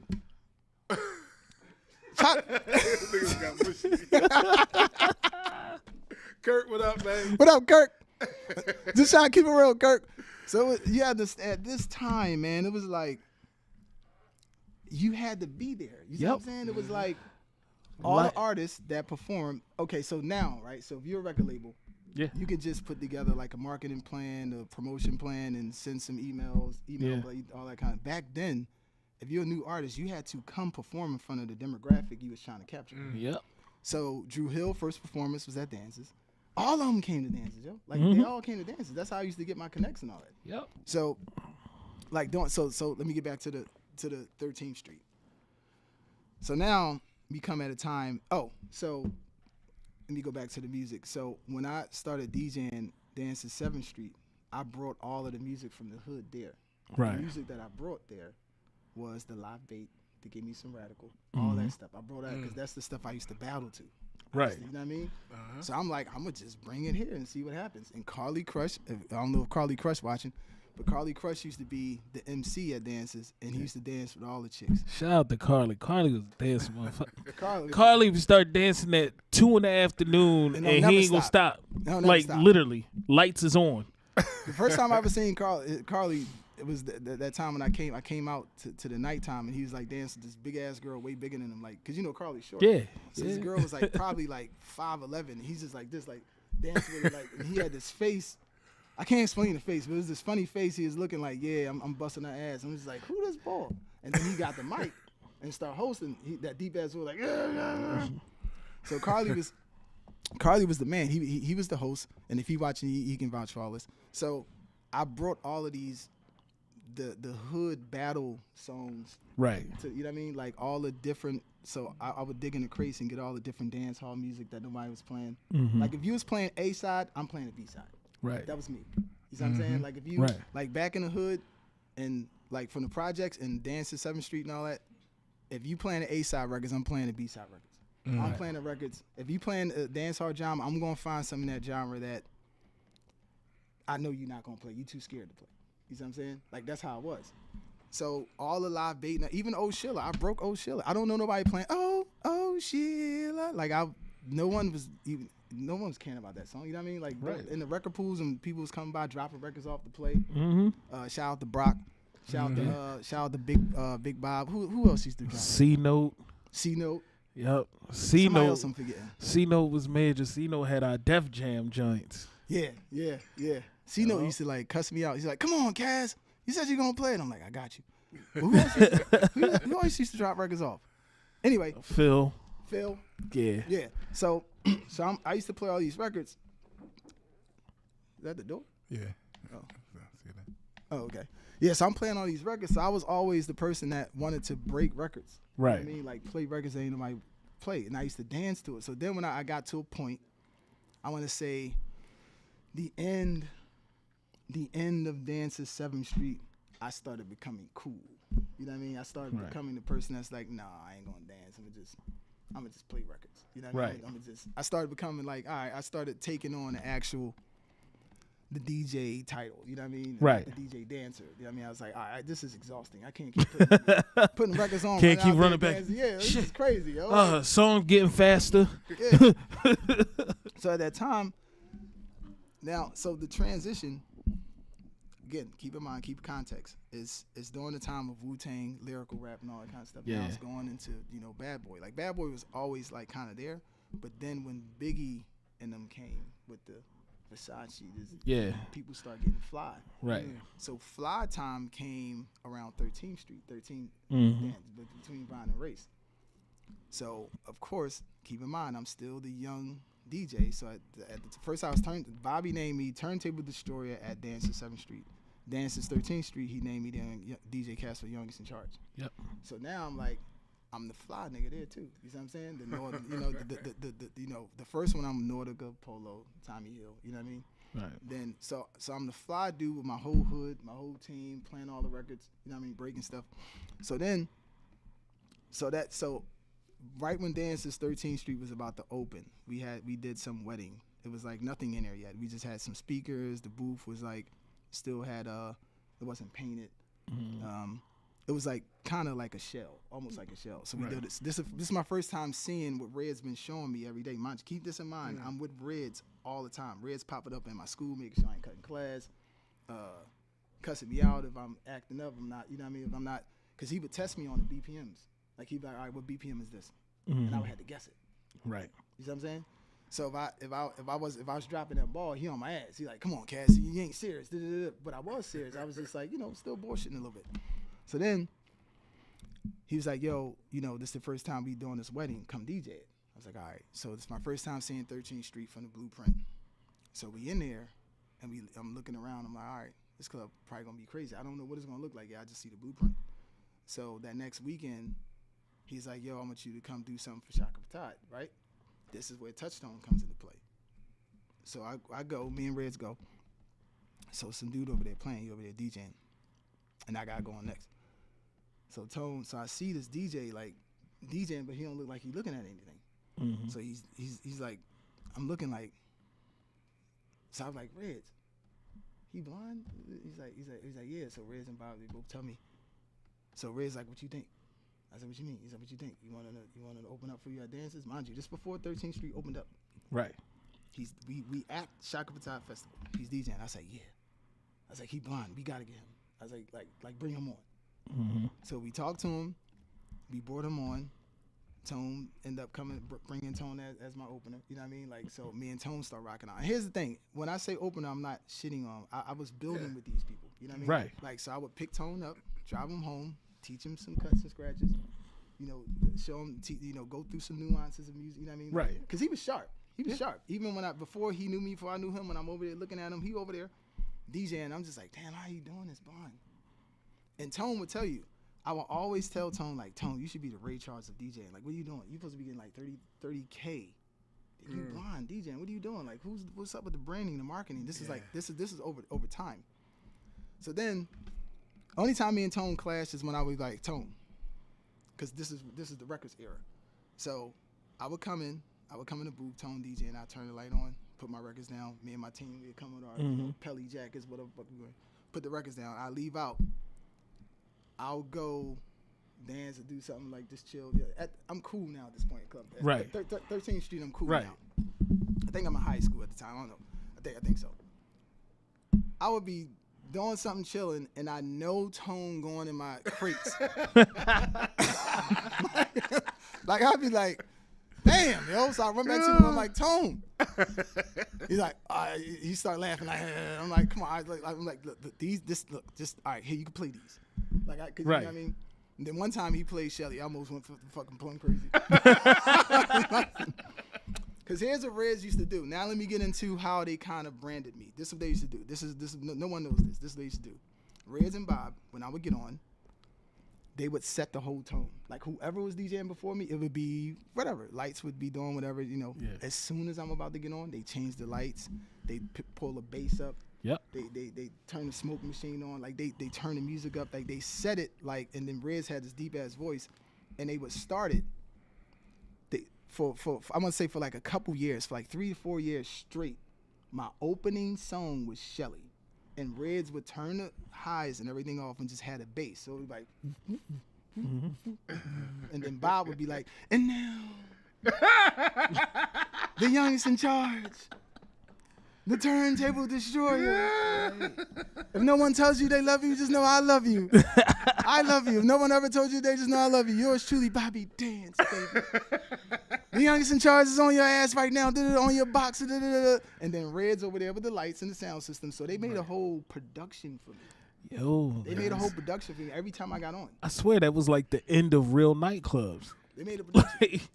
Because it literally was true. It was the first place you heard a club play their own commercial inside the club, but the commercial had people going crazy like it was a hit. Yeah. Real shit was. If hearing us talk about it now seems really unplausible. It seems unbelievable that you could have a sleepover in a young adult nightclub. Get to that.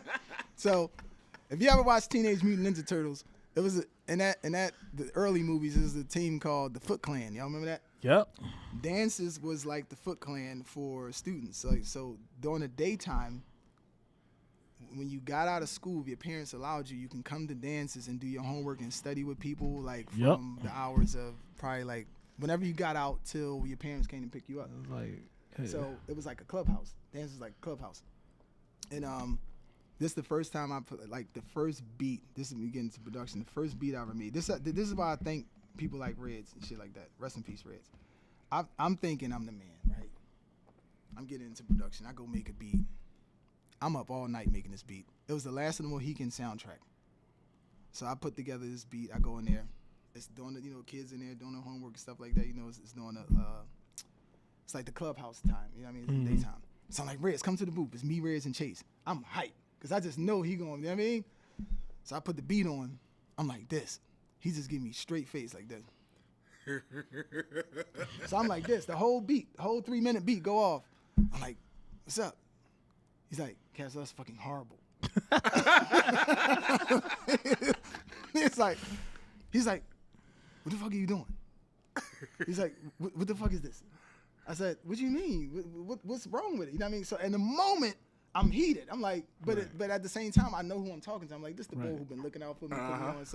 So I'm trying to navigate how to navigate my emotions in this moment. Right. So then he said the realest shit ever. He said, Cass, think about it.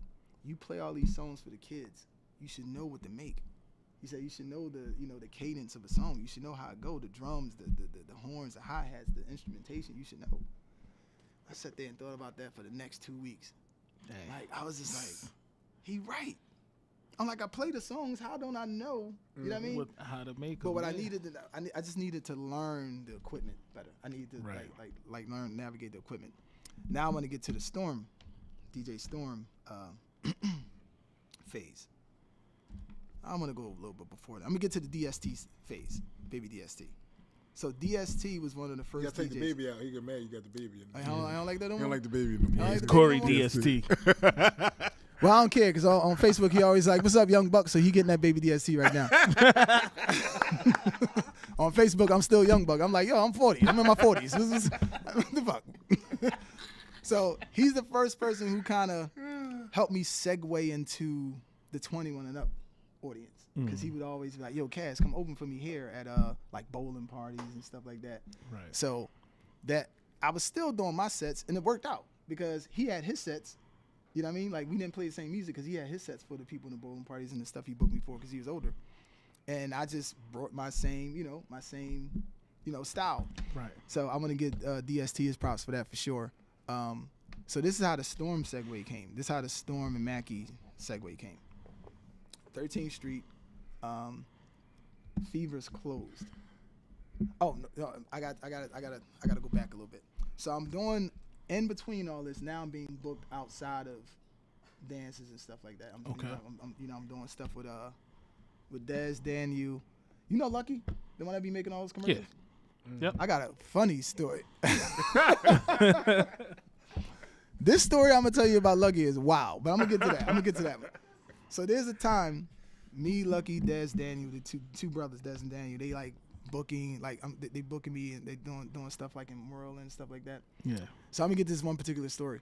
So I'm DJing and these girls come up. I think I'm killing it. It's in this gymnasium. I think I'm killing it. So this group of girls, like 3 girls, come up like, hey, can you play some? And they said some names. I'm like, I got you. You know how you do? I got you. So I'm DJing. So they go get 4 more girls in front of me. Yo, can you play that? I'm like, I got you. I don't know what they saying. They saying words. I don't know what it is. So I'm like, all right. So now they come with a group. They're like, play this something, something, something. I'm like, now I'm sweating. Like literally, I'm literally sweating as I'm DJing. I'm like, what the fuck they talking about? I never heard this music. So kind of find out it's Baltimore club music. Now, I heard about it then, but Storm introduced it. Right.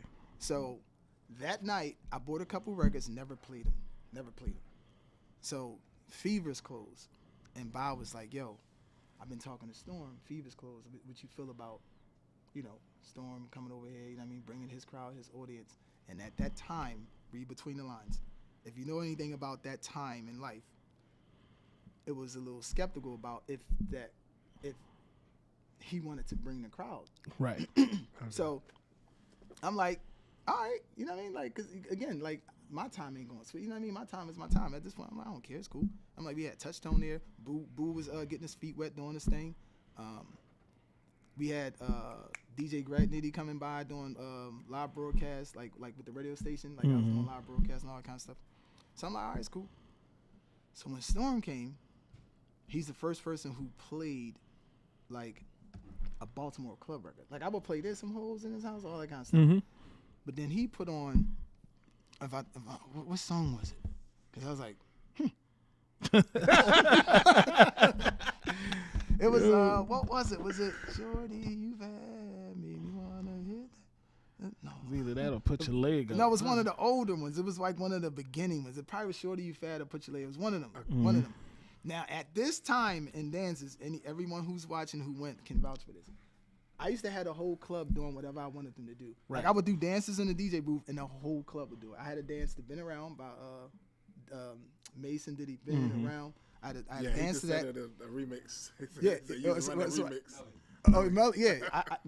I used to do like me and Chase, my nephew. We used to make up dances in the house, and I'd be like, all right, cool. We're gonna get the whole club to do it. So I would come to because you know how dances booth was 13th Street. So when I would do it, the whole club started doing it, and then it was Annette and Willette, the twins. You know them. So once they start doing it with me, they got all they girls do it. Then the whole club was doing it. So my control over the crowd was next level. So I'm just like, so when Storm came and he started playing like Baltimore club music. He was like, because he was playing like some house joints in Baltimore club, and then we said, yo, let's just, because we couldn't figure out timing, because Storm was somebody I respected at that time because they were the only other young adult nightclub. Right. Like Fevers. Like Right. you heard their name every now and then. Right. But dances was the culture. You know what I mean? Like Right. dances was like, all right, it's almost like, I don't know, what can we say? It's like, I'm not saying The staple. I'm not saying Fevers is lower or nothing like that, but it's like Payless sneakers and Yeezys or Jordans. Dances was Yeezys and Jordans. Right. So when Storm came, I had a lot of respect for him because I was like, you know what? He got his own. He's coming with their whole club. You know what I mean? So I'm like, let's work out something where it's like he not opening for me. Let's just figure something out. So we instantly was like, yo, let's do 4 turntables together. Like you know what I mean? You play one record, I play one record. We go off each other. You do 20 minutes, I do 20 minutes. So we did that.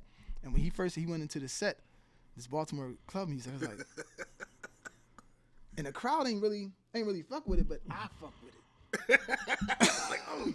I was like, No, I ain't gonna lie to you. I was like, yo. Listen, and y'all gotta take this. You take it at face value. During that time in that club, man, you heard some shit that you was kind of like, we wasn't listening to the words, at least in the beginning. Yeah. Like to pull your guns out, shit. Like you hear Miss Tony, like that's a grown man, by the way, on the joint, and he's talking like a woman, but the energy was so crazy that we're not paying attention to that. Yeah. It was literally for the party, for the dance floor, and he would drop stuff like that. Like that song was on the other side of Whores in This House for I don't know how long, and we ain't never played the other side of the record. No, go ahead. I got some history. I mean, Frank Ski, like we ain't never played the other side of that job, man. I got some history. But that, like, So look, yeah. So I'm just like, all right, bet. I'm going to go ahead and buy some Baltimore club music, but not what he plays, because I don't like shit to be played twice.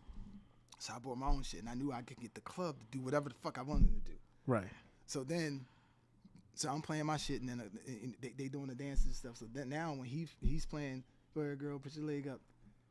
I had a whole club doing this shit. All the girls putting their leg up. So now it becomes a thing. Right. So now I'm like, I gotta dig in the records. I gotta find some shit ain't nobody got. I gotta. This motherfucker to come in with this. Yo, it was crazy. Yo, no, it was dumb. I was like, yo, like we used to be going at it. Like Storm would be on. But that's what's up. That make a good night. Yeah, Yeah. he'd do his scratches above, and he know I'm right on his ass. Like, then he'd do his, and then we look at each other. I'm like, oh, let's go. But I respected that because he had his own crowd. You know what I mean? And it didn't affect what I had going on. You know what I mean? My crowd was gonna follow me regardless. But then after a while, like the crowd itself, because you understand, he's coming into my house. He's, I mean, this is my house, so I'm like, I have nothing to fear. And it was cool. But here's a serious thing, not serious, but here's a deep lesson for a lot of Baltimore club music, now Jersey club, that most people don't know. And now it's in drill music. This right here, that came from a song called Dick Control. Yo, yeah. Yeah. It's the Dick beat. That's what it's called. That's the name of the song. When Storm first played, I was like, producer named Diamond K. I was like, what the fuck is this? I was like, what? Because is he will saying? always let the beat rock for a minute, and like, then I'm like, what are you saying on the song? What are they talking about? Like, what kind of song is this? What are you talking about, yo? Like, who says this on a song? bro. And Like- then that beat took over the world. That beat took over the world. But I took again, I took the Baltimore club shit just to a different level. Like when I dig into some shit, it's a rap. You know what I mean? Like back then, with dance hall, with all the the old Shilla me, all that shit. Like even down to slow music. Like I used to have slow sessions where I would play an hour full of slow songs. It was times on Fridays I would open the mic up to Beanie Siegel and them Freeway. Like when they first met, they met for me giving them the mic. Like all types of shit, dude. Like I played everyone's music. Major Figures, Ran Squad, Non Brigade. I used to play the music for what's that dance group? It was 5 of them. They was dope. The Untouchables. Yeah, I used to like really put together sets in the house and come to dances with sets to do for people who didn't even know I was doing that for them. Right. You know what I'm saying? I was You like, see okay. on the week before, be like, I got something for their ass next week. Yeah, I used to, but mainly for the people. Like I used to be like, okay, I got a set for Untouchables. I know they're gonna dance off this. I got a set for the rappers that want to come. I'm gonna play these instrumentals and give them the mic. I got a set for it. I used to like put together a whole like 4 routines because I didn't want to get stagnant. I didn't want to be like, all right, I'm playing the same shit, doing the same shit. No, I used to sit in the house, me and Chase, come up with shit that I could bring to the club, and it's like, yo, this club. Which is why whenever you hear people talk about dances, it's like a form of nostalgia. It's like it's like a time in life that you will not get. Like, you just won't. It's 8 million stories in a nightclub. Yeah. For real, like, because on any given night, it's literally like 1,000 different things happening amongst this crowd at any given time. Yeah. To the point where, like, when Ram Squad was hot, I'm talking unfortunate. I'm talking like that, like hot. Yeah. And it was any problems, like when other neighborhoods might try to come down and fuck up the momentum of what's happening now at the club. You talking like full-fledged gang wars outside. And then what would happen? We'd all go back in the club, finish party. Yeah. Literally, like just like that. Like it doesn't matter. It was, like he said, it was a culture. Yeah. And so now we still 13th Street. So now Shelly is the thing. Everyone knows me from the record Shelly. So we still doing our thing. And here's where it went into. Or what you take me for? So you got if you gonna say the name, you gotta say it like that, like fake ass patois. Or what? Because you can't say I can't read the name of the actual record in regular. Or what you? So you guys say so what you take me for? Black said it. Awandem Tech Wafa. Black And said it, I was basically, like, she what the just fuck? saying what you take me for, like a sucker, like a fool. Yeah, that record. It's like the drip song. So it's like at that time. So now dance is popping. So me and Stone doing our thing. So now some unfortunate events involving a couple of my team members and a couple other neighborhoods is why dance is kind of went Couple things. Yeah, a couple things. things. So we had to move on. Game. Yeah, we had to move on. So now we are still doing dances on tour. Now we go get winners. You go get winners. Mhm. Now we have winners, and this is when this is my first kind of encounter with Rand, DJ Rand. DJ Ran. He was in there DJing, cutting on the inside. And mind you, this is my house, so I'm like, as soon as you get off, I'm on that ass. Right. As soon as you get off. So as soon as he got off, I'm like doing tricks and all types of stuff. He don't know it's a battle, but in my head, I'm like, I'm battling you. He come here with that Like, bullshit. he don't Cutting know. on the inside of the record. Even one time with Cosmic Kev, he probably ain't know, but it was Shirley Kills. This one event Bob did with the kids at Shirley Kills on Broad Street. Kev had to come do a set. Mackie, what day you had to open on? And God damn. What's up, Mac? he had to do it. Kev had to do a set. He didn't know I was battling him, but as soon as he got off, I'm like, I ain't play, yo. I ain't play about my talent, yo. You come here with that bullshit. I ain't play that, yo. Like that. I mean, they, I respect all. They was all dope, but that's just how it was, because I had my crowd. You know what I mean? Right. I had my. You know what I'm saying? So, but yeah, shout out to Mac. I see Mac in here. But yeah, Mac was an understudy of Storm, and a lot of DJs, a lot of DJs got a lot of shit from me. This real talk. Like, you know what I mean? Like Tone and a lot of DJs, you know what I mean? Like Mac got shit from me. A lot of DJs got shit from me. Not on the, I take it as a compliment. You know what I mean? It's like Right. It's like when Jay-Z say a big verse. That's how I take it. You know what I mean? I don't take it like, what the fuck? I'm like, it's all good. You know what I mean? Like, cause No, but that's hip hop. You're supposed to watch, learn, and then recreate your own shit. yeah, Right. exactly. So it's like, I take shit from producers I hear. You know what I mean? I hear producers do some shit. I'm like, damn, I gotta learn how to do that. Do some shit. You know what I'm saying? Like, Right. you know. Yeah, we gotta get into all that too. We ain't get to that yet. Are we so let me get You to got a lot of shit to so, do, So right? let me get to it's so many stories. Man. Damn, I'm just trying to just keep it, you know what I mean? But let me get to how the 923 happened. So at the time, we had winners and Bob trying to find a home. So, you know, we only had winners for a little bit. You know what I mean? We ain't had winners that long. So we kind of did dances on tour. So Bob linked up with Bob Pearson. Rest in peace. Rest in Yeah, peace. rest in peace. Yeah. So then they linked up. So now we taking dancers there. So I think it was called Third Rail, right? Yeah. It's called Third Rail. So now when we there, it's called dances. So again, I am dances. Like, I am dances. Like, let's just be honest. Like, you know what I mean? Like, before me, it probably was DST, Flex, whoever was there. Storm, whoever. Because I think me and Storm had a conversation. I think Storm said he was at dances before me or something like that. And probably after 923, like after dances left, and then I passed the torch to Mackie and Sincere. But in the time frame from 7th Street to when we stopped 923, I was dances, period. Right. Period. Like, it ain't no getting around. It ain't no more So all reunions got to run through Casper. It ain't no.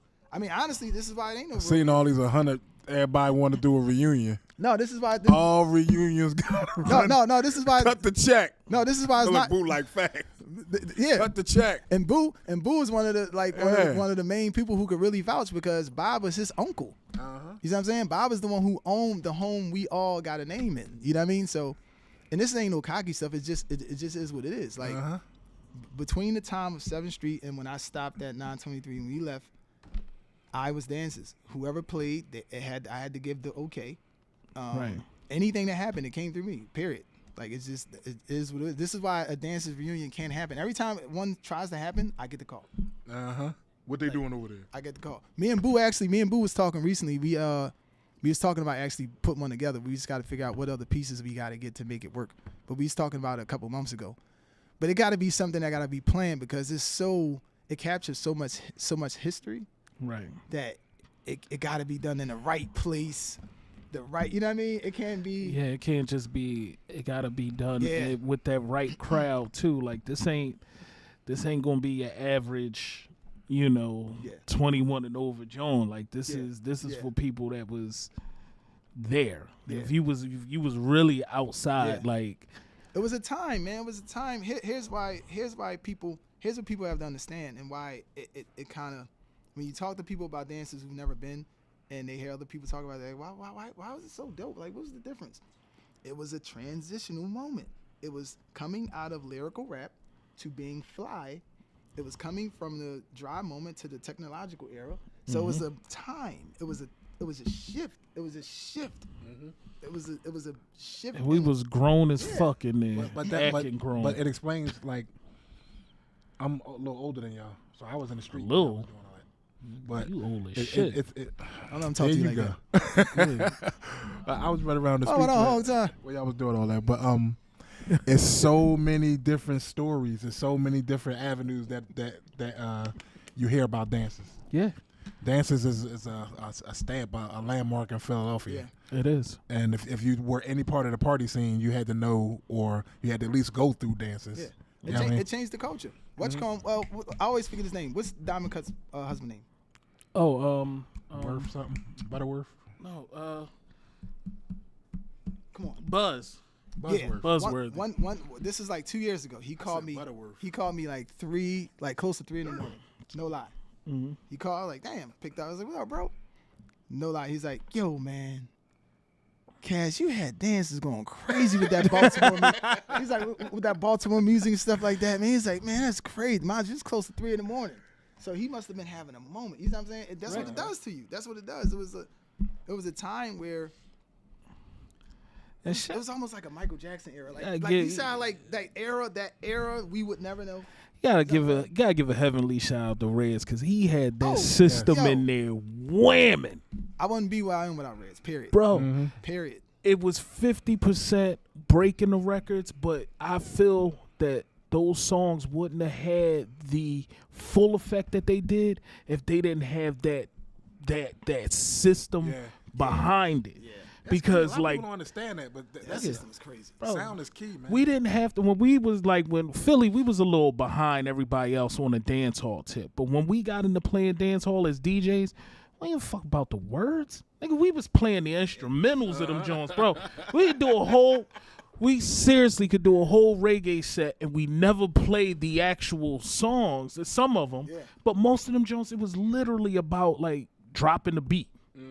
Just having a dope ass reggae beat, or once you had to get up into your 116, 117s, having a dope ass battle beat. That's how smooth and legit that little 2-minute break came about. The Pink record. That's all it doom doom doom doom. I used to go crazy playing for shit for PDK. You know what I mean? Oh yeah. That's what I got, y'all. I forgot all about them. Man. I got International floors takers, bait, all of these. Bait. Oh, look, Brown on. What's up, Brown? Brown, what up, Brown? Yeah, Brown can vouch for all this too. That shit, listen, that was one of the last great parties. I actually had a great time with her house party. You came, oh my God, bro. I had to come. She was, if I ain't coming to that. Yeah, I had to run through Brown all is the them only joints. person I know that can still get me to do shit that I would be skeptical to do. I'm like, Brown don't know how to let you say no. She'll find a way to be like, no, you gotta come, you gotta do it. Man, it was a time, man. It was just a time where, and I feel like for me that time worked out because what was happening in the shift, I was heavily involved in. Like I had the team that was fly. I had the team that was beating niggas up. Like I had the team like Lemmy and Skip. Yeah, He It was was on the Facebook one. It was an altercation one time during the. It was the reps, the dancers reps, and at the time I had a little chick. I think Boo know this chick too, but she was like a chick. I forgot her name, but one of the reps was playing around with her, and at this time I'm like, I'm Diamond Street. You know what I'm saying? So I'm like, yo, stop playing with the chick. So he laughed and think it's a joke. So we get outside, you know what I mean?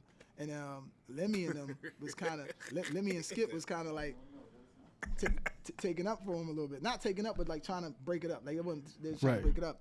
But me and my team was so hot-headed, we went to the car, and he's like, oh, no. Like, so that at that point, me and Lemmy and Skip got real close, because I didn't want to do nothing to them, but it's that time, we was, everyone know, man, like, we was, so that shift with being fly, know how to play the music, know how to dance, and it was just a shift, and at the time, music, everyone was influenced by what I was already doing. They was influenced by being fly, all this kind of shit, you know what I mean? Like, you got the Biggies, Diddy ran it. The music that Bad Boy was putting out, it was like perfect timing. It was like a whole wave. It was like because you had bad boy for the hood, you had bad boy for the ladies, bad boy for when you just want to party, slow jams, you had Cupid, I used to play the song, I don't know why. I used to play I used to break slow songs and everything, yo. Yeah. I'm telling you, yo. I was And just not only was he busting y'all ass on the turntable, he started. but he was beating y'all the fuck up in front of the club. Leave her the fuck alone.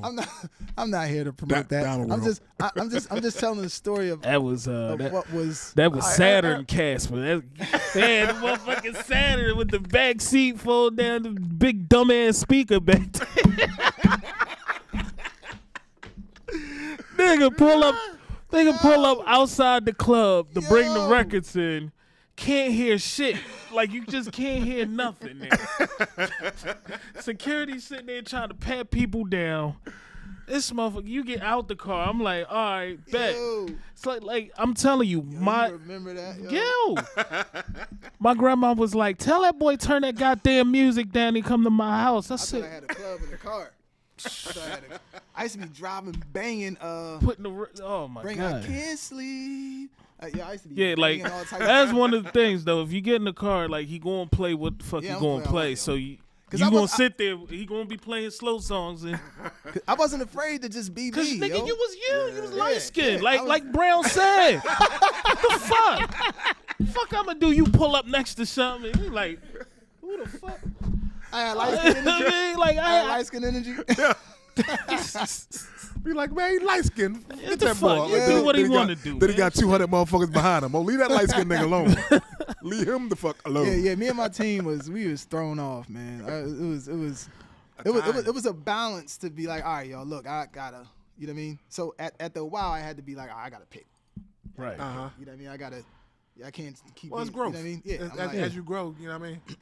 That same face that Jay-Z made when they was all in there when State Property and them was sitting there and he's sitting there like this. Time for me to go, man.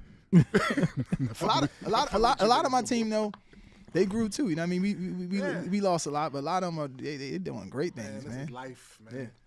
But yeah, man, it was like I remember 923. So when we was doing that, that's when I felt like, okay, so I reached my ceiling. I reached my ceiling in that era, and I remember Bob left. Bobby Dance like, yo, he died. I think him and Bob Pearson had a falling out, and Bob Pearson like, yo, can you stay on for a little bit longer? And that's when me and Sincere got cool. And I was schooling Sincere. I'm like, Sincere, look, this is what you gotta do. I said, you see how these girls come in here as like freshmen and all that? I said, you see how they run up to you, they loving you?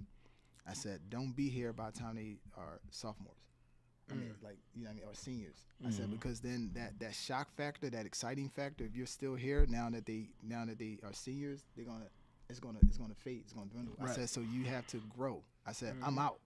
So I gave him a handshake. I was like, I'm out. I'm leaving after you and Mackie, y'all got it.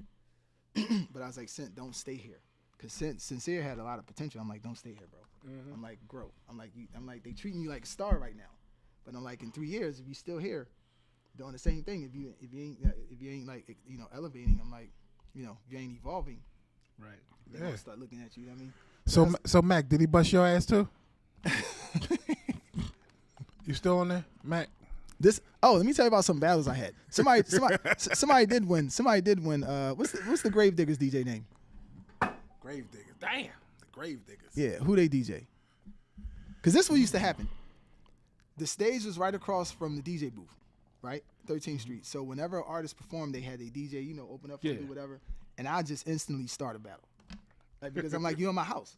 Right. So like, you know what I mean? Like, right before I got turned over to you, I'm going to do some trick shit. I'm going to do some, you know what I mean? Like, I'm going to spin around. I'm going to do something. Mm-hmm. And I won all of them except Gravediggers DJ. He got over. He got over on me. He was doing some shit, putting his middle finger up at me. I was like, damn. I was like, damn, yo. Yeah, that was one. What up? DJ Diamond J.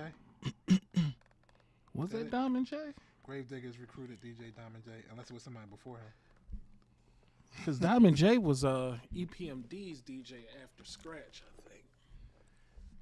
Any of y'all New York DJs on there? Y'all know? Oh shit, we old. God damn. You A lot of old shit. Damn. we gotta talk about We got your credits, man. That production side of They things. say Mac would never say CASPER. Oh yeah, Mac could never tell nobody he lost him. Never, ever, ever, ever, ever, ever. Mac, cool. That's my bro, man. Mac know he got a lot of stuff from me. Yeah, Mac is the guy. That's my guy, yo. I I wanted him to get on at fucking the expo. We was over there talking. I wanted him to get on. Black got on. Black got on at the Senate DJ event. Oh yeah, because he had to show you where he at right now. Black was cutting that shit up.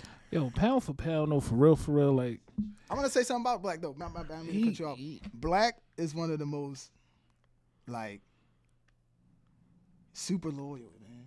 Black dope. Like I had an artist called Kid Fresh, and Black was on radio in Boston, and he's like, "Yo, come down there. I mean, like play the music here, do an interview." I thought he was bullshitting, and I went down there, did an interview. Like we had a whole interview up there. I sat down. I mean, up there in Boston. I was like, me and Black was always cool, but at that point I was like, yo, that's dope as shit, man. Yeah. He ain't had to do that. Like he ain't had to, you know what I mean? Let us come on air, play Kid Fresh new song, do a whole interview. Him and his co-host.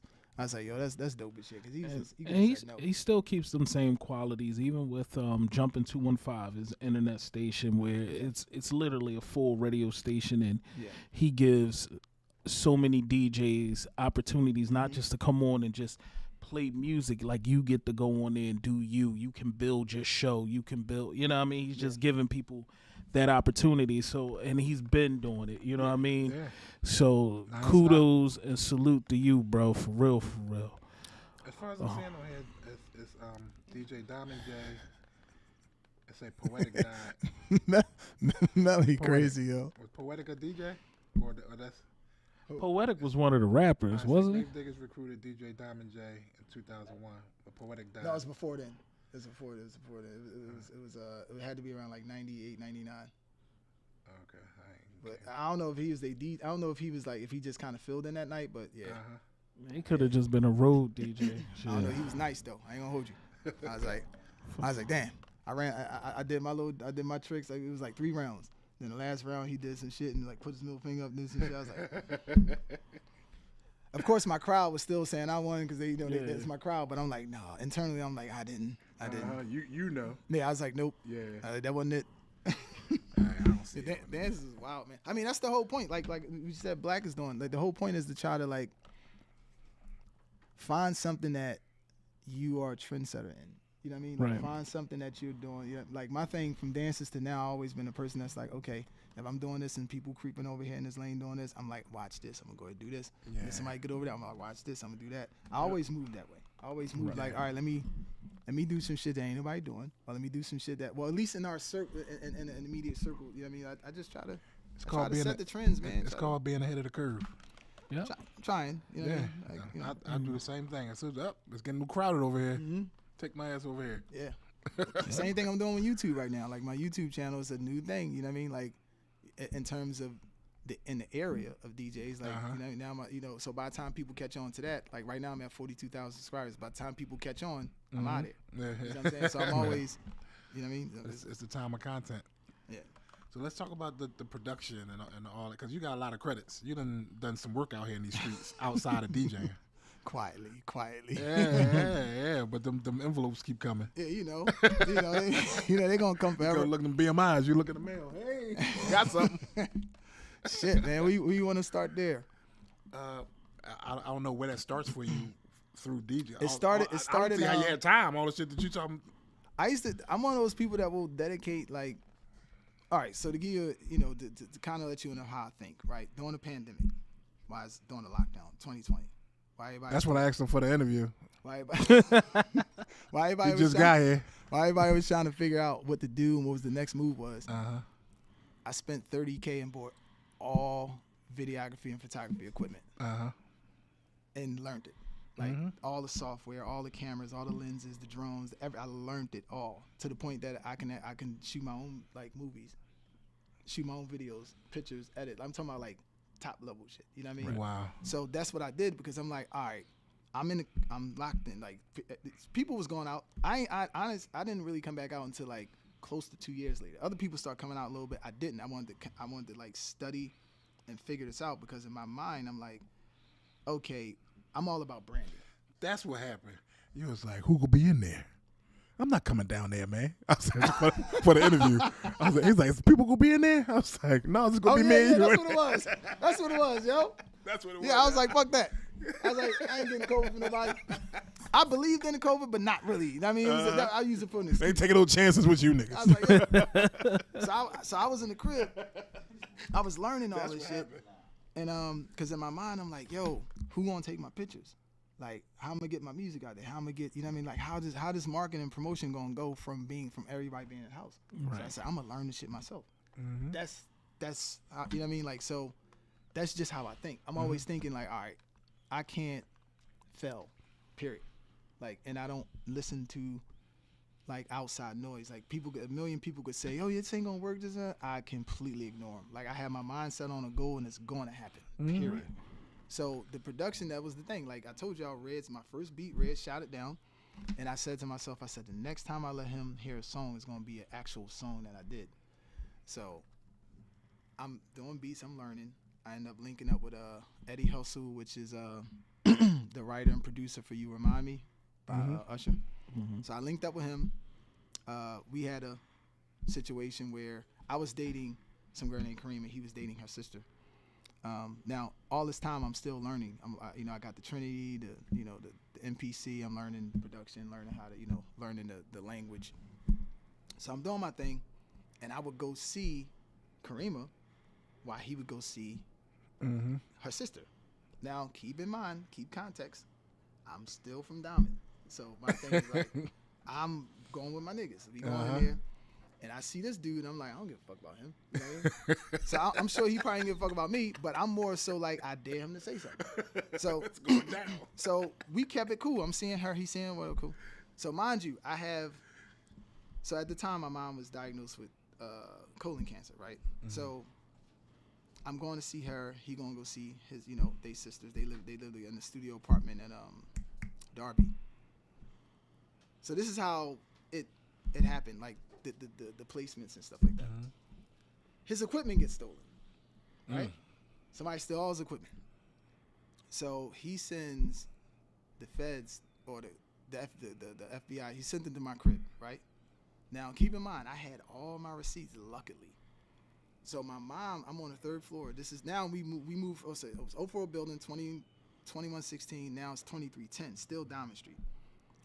So she yelling up. She's like, Joe, come downstairs. Mind you, she's dealing with chemo and all that kind of stuff. Mm-hmm. So I'm like, all right, come downstairs. I open the door. Now we in the hood. You know how that look.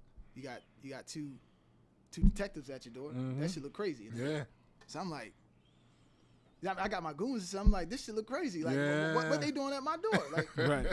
So they come in like, hey, we want to, your name was on the list for such equipment getting stolen. Can we take a look around? I'm like, come upstairs. So they came upstairs, seeing all my equipment. I said, look, this was purchased, receipts and everything. So okay, we just had to look. We understand it. So he left. But in my head, I'm like, how my mind was working was, you sent the cops to my door with my mom dealing with chemo and being sick, and I was right. You know what I mean? Like, why would you put me down the list? So now I'm calling Cream. I'm like, yo, tell him he can't come back. He can't come to no family gatherings. I'm gonna beat him the fuck up. I'm going crazy. So and I meant it. So then, like a month later, he finds out that his own friends took everything. They took everything. He called me. He's like, he told her to tell me. He's like, yo, he was having an event at Lux Lounge. And he's like, yo, can you tell Cass to come? I want to talk to her and apologize to persons and that. So I was like, mind you, I'm dating her. I'm in love with her. He's in love with her sister. So I'm like, fuck it. I gotta go down and talk to her. So I talked to him. He's like, yo, I got this thing called Hustle Industry, man. I'm trying to do this. You know what I mean? Trying to make some moves happen. So I was like, all right, what's the situation? He's like, well, he got the Usher placement. Him and Mark Pitts are like this. So he's like, come on, I'm trying to make this new thing called Hustle Industry. So I brought everybody. It was him and his wife, and I brought everybody else. And his brother. He had his brother. But I brought all the rest of the artists and all the rest of the stuff. So that's how the placements really start happening. As far as the production, I had a group called Glissed Out. Remember them? Yeah. I had Glissed Out. During that time is when, I was recording. Y'all know Danny Diamonds? He died in a car accident. He used to do events and stuff like that. Anyway, he was from my hood. He grew up with my brothers and them. So at the time when I had Glissed Out, like right at that time, I was DJing comedy events with me, Kevin Hart, Buck Wild, Spank, to Ray. Showtime was the promoter, and our barber at the time was Tone Fingers. Tone Fingers was the barber for me and Kevin Hart at the time, Lil Kev, and all the glitched out. Like Kev used to live on the top of the fucking barbershop. So Tone would do these hair shows, and Show would do these comedy shows, and I was the DJ for all this. So that's how I kind of like, you know, really got into production, like trying to, you know, get my music. So we doing mixtapes, and Ab Lava featuring on a couple of them. So now I'm getting my feet wet, putting together groups. So I got Danny Diamonds to manage us because I didn't want to manage us. I just wanted to be the person to do the music, find the manager, whatever, find the talent, and that's it. So as we start moving and glitched out, Freeway had was working on his album, his first album. So me and Freeway always stayed cool. So Freeway, yo, Kaz, you know, I'm in New York. What you doing? I said, I'm in New York. He said, come through. I said, cool. I go do Baseline. Me and my homie Rona, we in there chilling. Freeway working on his first album. So I'm like, I got some beats. He's like, all right, bring some beats up. My beat machine and keyboard is home in Philly. So I'm like, fuck. And at this time, I'm too ignorant to know that you should put your beats on CD. I don't know this at the time. So I'm like, all right, fuck. Am I going to go all the way home? So I'm like, no, we going to just enjoy this moment. So Rona, my artist Rona and Freeway going back and forth rapping and stuff. So Freeway in there with Just Blaze, they in there, you know what I mean? Freeway rapping and stuff. So I'm like, so Hove comes in. We in there playing pool. I'm busting everybody at some pool. So Hove comes in, Freeway and Hove go to the back. They go start talking and shit like that, and they come out laughing. So we, you know, we chilling. So I think Hove left. He went somewhere. So we still in there, we chilling. So they gave me the code to Baseline. I said, I'm gonna go get some beats. I said, they in Philly. They said, all right, go and come back up. So they gave me the code to get in. So me and Rona, our crazy asses, drove all the way back to Philly. This was the dumbest shit ever. Guru told me about this when it happened. All the way back to Philly to get my whole keyboard and my whole MPC. Now, at this time, you only do that when the engineer is going to track your music when they're going to use it. Okay. Because they need to mix it correctly. Right. Yeah. You don't do that until they got a yes to your music already. So I'm my dumb ass. I go bring this stuff up there. So I'm chilling, and Guru like, where's that? I said, it's in the car. He said, I'll go get it. So Guru go get it, brings it up, hooks it up to the board. They hit play. It ain't sound anything like it sounded in my house. Because, you know, in the house, you got your mixing board, you got everything equalized. Yeah. When I tell you, I didn't even recognize myself. It was horrible, yo. It was the worst. It sounded terrible. I was like, I ain't going to place. I was like, Freeway ain't going to use none of this shit.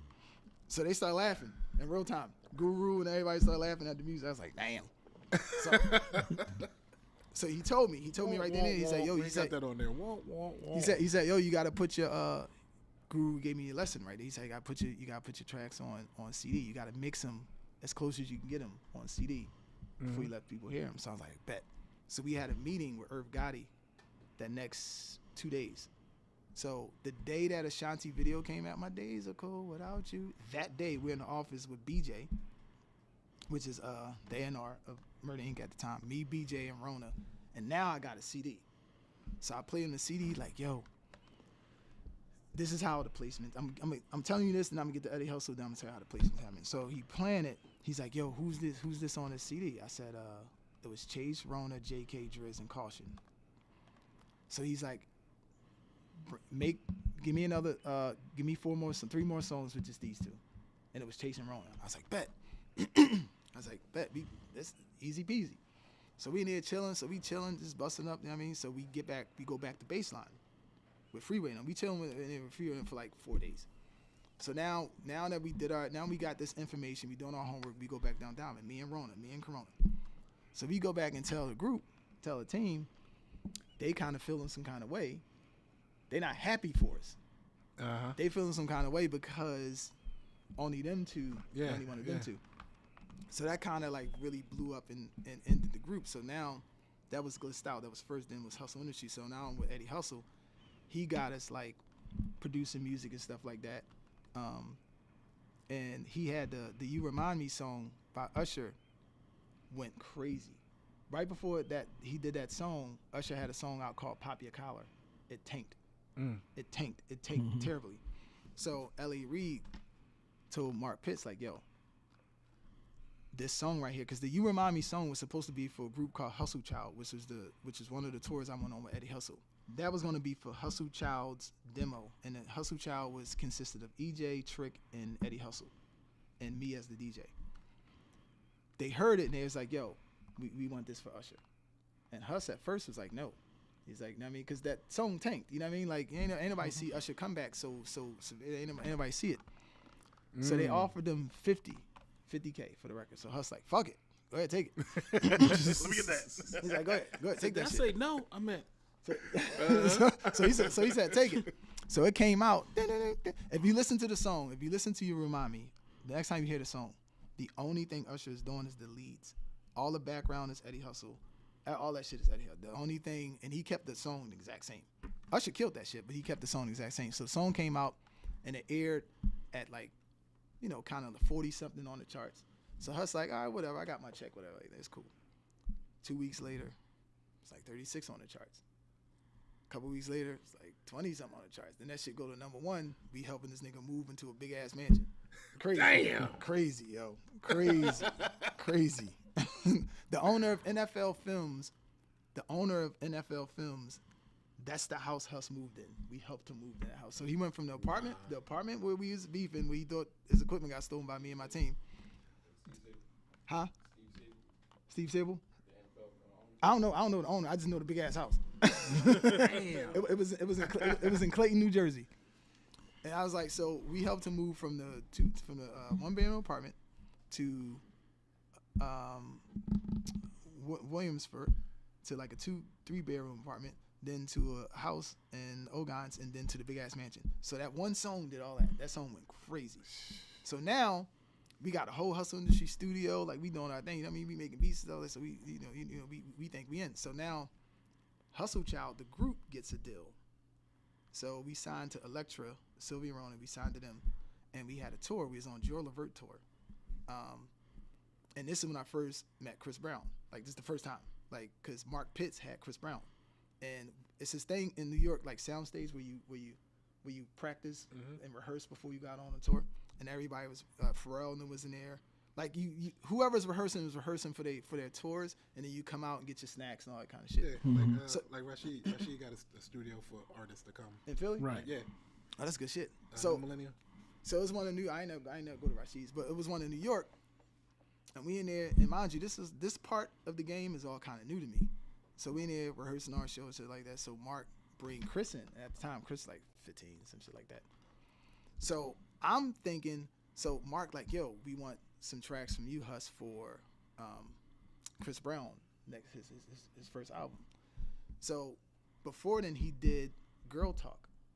He did Girl Talking with TLC. That song, Girl Talking, got you all cut out there. If you listen to that, that's another Hustle Child song, written and produced.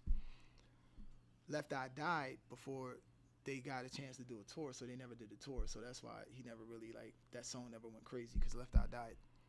So then at this time, this is how I ended up, like, getting into placements and leaving Hustle Industry. At that time, Mark Pitts was like, all right, cool, you know what I mean? Like, mind you, we the minions, we the young producers. Like, Huss already got he got a Grammy for You Remind Me. So we like, Mark like, yo. So he did so Usher came back for Confessions album. He's like, all right, cool. So submitted some songs, and Huss didn't submit none of our songs. Like, he didn't submit none of ours. And mind you, I'm DJing still. I'm playing at this time it was a synth feel, like all the Sierra stuff, like that was the sound. So when they playing the songs that people produced on Usher so far, and Yeah Yeah was one of them, and there was a couple other ones, and Huss is like shooting it down, like like the stuff that Huss made sound just like You Remind Me. And I had a feeling there's no way Usher gonna come back and use it. Right. So Usher recorded it. He recorded 2 songs, and then we got the call. We on the studio. We got the call from Mark Pitts. So we got champagne. Like, we ready. We you know what I mean? Like, well, they're ready. I kind of feel like it ain't gonna happen. So, because again, I'm DJing, so I know where the sound is going.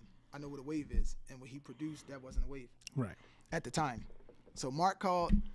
It's like, yeah, man, Usher ain't gonna use none of this. And in that moment, this is the moment, he hung up the phone.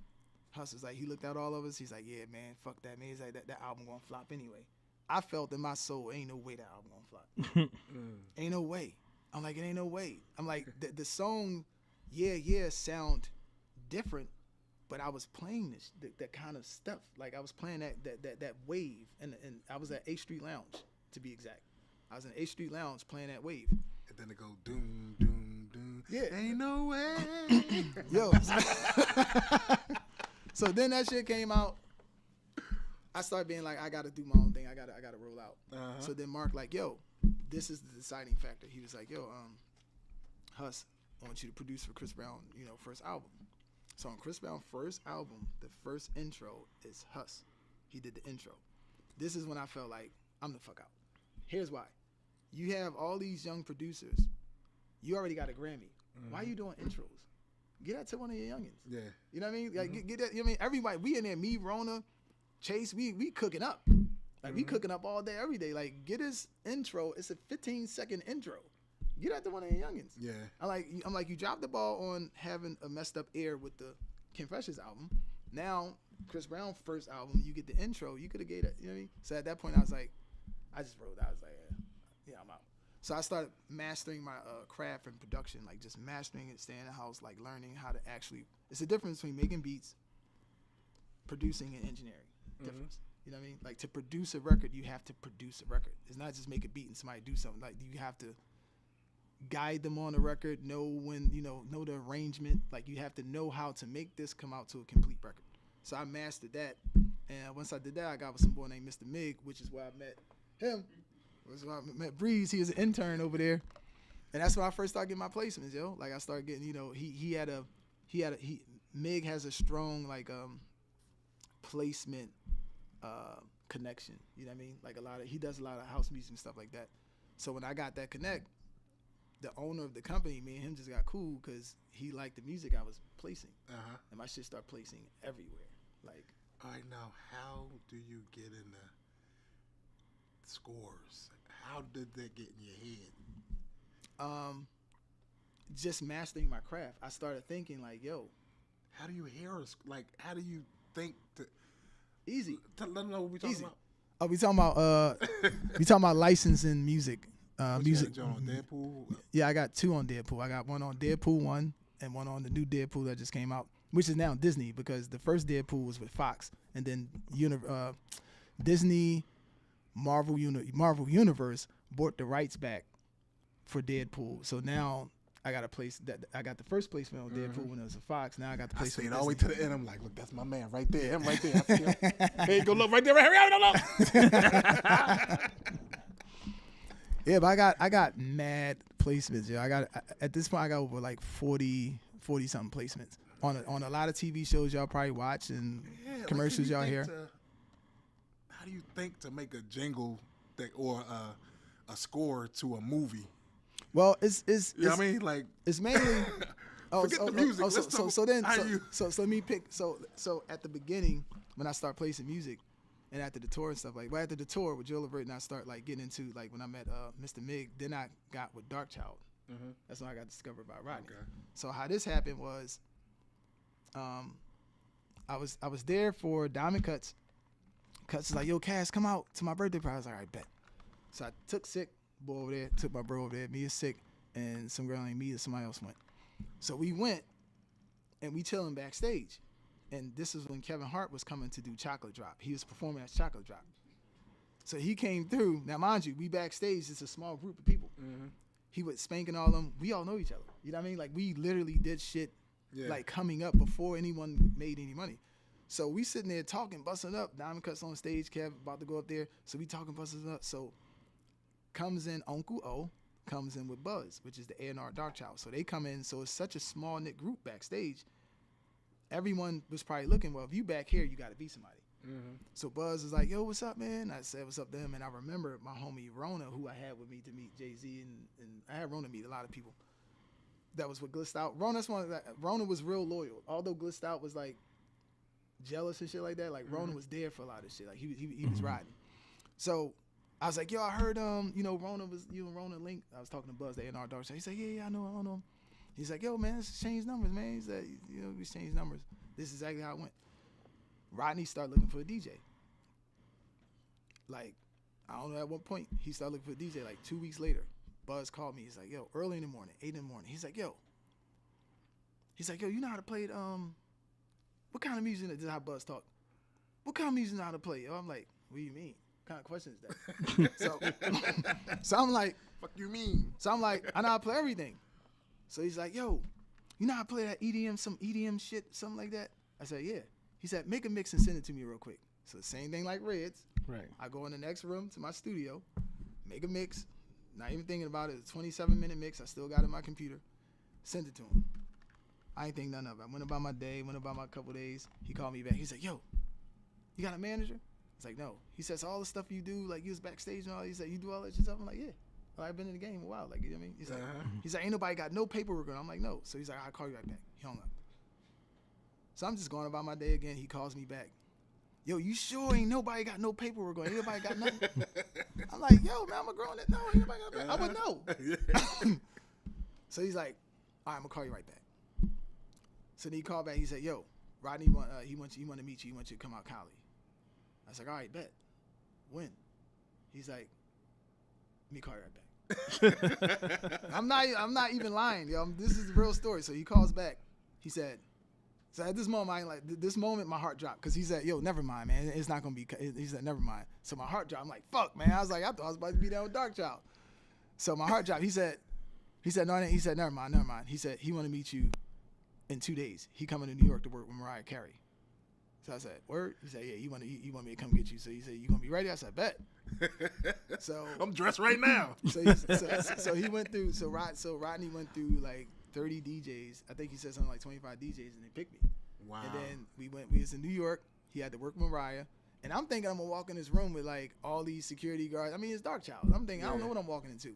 I go in, it's just him. He on the phone. Literally, he on the phone at the moment with fucking, I don't know if I should tell this story. Let me think. No, he ain't going to get in trouble. It's the people involved. No, it's fine. It's fine. It already happened. So he on the phone with Afrojack. Because Afrojack and Paris Hilton was dating, but Paris Hilton only dated him to learn how to DJ. So he telling me this, he on the phone, and then he get off the phone, he telling me a story. We busting up like we knew each other forever. I'm like, yo, this is dope as shit. Cause I'm like, cause in my mind, I'm like, if I ever get down with somebody, it would be him, cause like his catalog, wow. Yeah. So he talking, then Tay Diggs call him, and then so we talking, and I'm looking around like, where the security? Like, not to do nothing to him. I'm just like, this Rodney Jerkins. Yeah. So this is me, him, Buzz. Like, we're the machine. Yeah, you know what I'm saying? So he on the phone with just like everybody. He on the phone talking to people. He's like, yeah, you know, tell Mariah to meet here. So he's like, yo, come on, let's take this ride. So we get in the car, me, him, Buzz. Who was fucking me and Buzz? Good. So we take this ride. So he's like, yo, pull over here. So Buzz pulled over. So he's like, Cass, get out the car. Take this walk with me. So we walk in the store. He wanted to get some sneaks. So we walked in there, and he's like, yo, you want something? I'm like, no, I'm good. So Buzz called me like, yo, tell the nigga give me like a couple pair of sneaks, man. So I was like, all right. I said, Buzz wants some white Air Force. He's like, what size? He's like 10 and a half. So he pulls the car. He pulled the black crowd out. They locked the door. Like they locked the door, shut the store down for him. Oh, okay. Yeah. So he like, yo. He like, I heard your mix. He's like, you know how to, he said, you know how to play EDM, you know how to play hip hop and all that. He's like, look, DJs is the next wave. He's like, I don't know how to promote and market a DJ right now. He's like, so I need you to help me. He's like, but I want you on my team. I want to sign it. He's like, so just let me know what I need to do, and let's rock. So I was like, all right. So I'm saying to myself, like, does this really happen? I'm like, this shit crazy, yo. So we get Matter of back fact, I should have got me some sneaks. Yeah. So we get back in the car, and he had me working instantly. And the next week, he hit me up for Evan Ross, Diana Ross' son. Diana Ross' daughter. What's Diana Ross' daughter name? Which one? The one that be acting. That's What's damn. Evan Ross' mom name? Oh, that's no, cause Tracy ain't got no kids. So she got who? Evan Ross' mom. No, Tracy don't have kids. The sister. Somebody Google it. I thought that was the only one. No. Huh? That's Tracy Ross. I don't know the show, but she don't have kids. It's Evan Ross' mom. The daughter that she has with Barry Gordy. I don't know. I think that's Rhonda. Yeah, that's That lady. Rhonda. That's Tracy. Oh, Tracy. Yeah, her. Yeah. So he called me. So Rodney hit me up instantly. He's like, yo. He's like, I'm working with him. He's like, I'm gonna send you some stuff. Remix it. I was like, all right, bet. So I made a remix of that. Then he sent me some other artists he was working with. He had me working instantly. Then Timbaland had the Empire. Timbaland was the MD for Empire. He's the music director of Empire. And then when they got Timbaland out of it, they gave it to Rodney. So I was instantly producing, making music with Rodney for Empire and the TV show Star. Oh, DJing is just the beginning. All my DJs out there, y'all paying attention, man. DJing is just the beginning. It's part of the music. Oh, really? It's part of Diana the Ross? journey. Yeah, because Tracy don't have kids. So Well, it's whoever the mom Tracy is his sister. Oh, it's his sister? Yeah. Okay, cool. I got it mixed up, but I know it was Evan Ross. Yep. We figured it out. My bad. It's one of them of them. Yeah, my bad. So I was working instantly. So that's how it happened. That's how like really like that's what really made it. You know what I mean? So and then I start looking at the royalty checks and start placing stuff everywhere. Like a lot of the fights. The what's that fight? Deontay Wilder and Tyson Fury. The second fight. That promo that they used for that was my song. There's a lot. $30. I need $30. A lot of TV. What you want to do with $30? $30. There's a lot of TV shows, man. A lot of movies. It's just honestly at this point it's just there now. You know what I mean? Like, it's just, And also that comes from not being stagnant. Yeah. And being ahead of the curve and keeping it moving. Like when you see something and just knowing what the next wave will be. Yeah. Or just being ahead of it. It's chess, not Being checkers. a visionary. And also try to provide. You know what I mean? Like try to be of service to people. Like don't worry about too much of what can you get out the situation. Like what can you provide? Like what can you bring to the table? Yeah. So DJs don't get stuck. You know what? Don't get stuck. Breezy. So, in the words of Casper, he said, you should be of service. I need like a 960 credit score. Don't worry about what I could give you for the score now. But just understand, if I get 962, it's going. I'm gonna pitch a bitch if I get that. Shout out to 7 Streams. Do mine first. Shout out to 7 Streams. Oh yeah. My bro Breezy. You know what I mean? He got financial literacy and credit repair. He got it to a Listen, science. Columbia House is on my ass for them CDs. What you do? There you go. Come on. Come on, Breeze. Where you at? Let y'all know right now. I be scared of people. That's what I do. Scared of everything. No, but like he was saying, anybody needs some credit to be 960. Yes, 962. No, it only go to 850. But if you need your credit raised, Just if y'all put need the some extra on the business back money, end. We you good. need financial literacy, hit me up. I'll let your boy. Yeah, he got it to a science. Science. So if your credit messed up, hit us up. We in that field too. I'm gonna tell you right now. Yeah, we need a quick 50 for this studio. I man. promise finish you. this joint up, that bread up. Oh, that's You easy got- work. You got people out here, they wearing no masks because they worry about like real life ops. Like people know I'm really concerned about like Fannie Mae and any of them other collection companies. They be texting me and phone going off. I think it's about to be a party. And it, Chappelle, Yeah. look at these. Look at y'all bad credit having ass niggas right now. Yeah. Welcome home. He said he needed 700. Dang.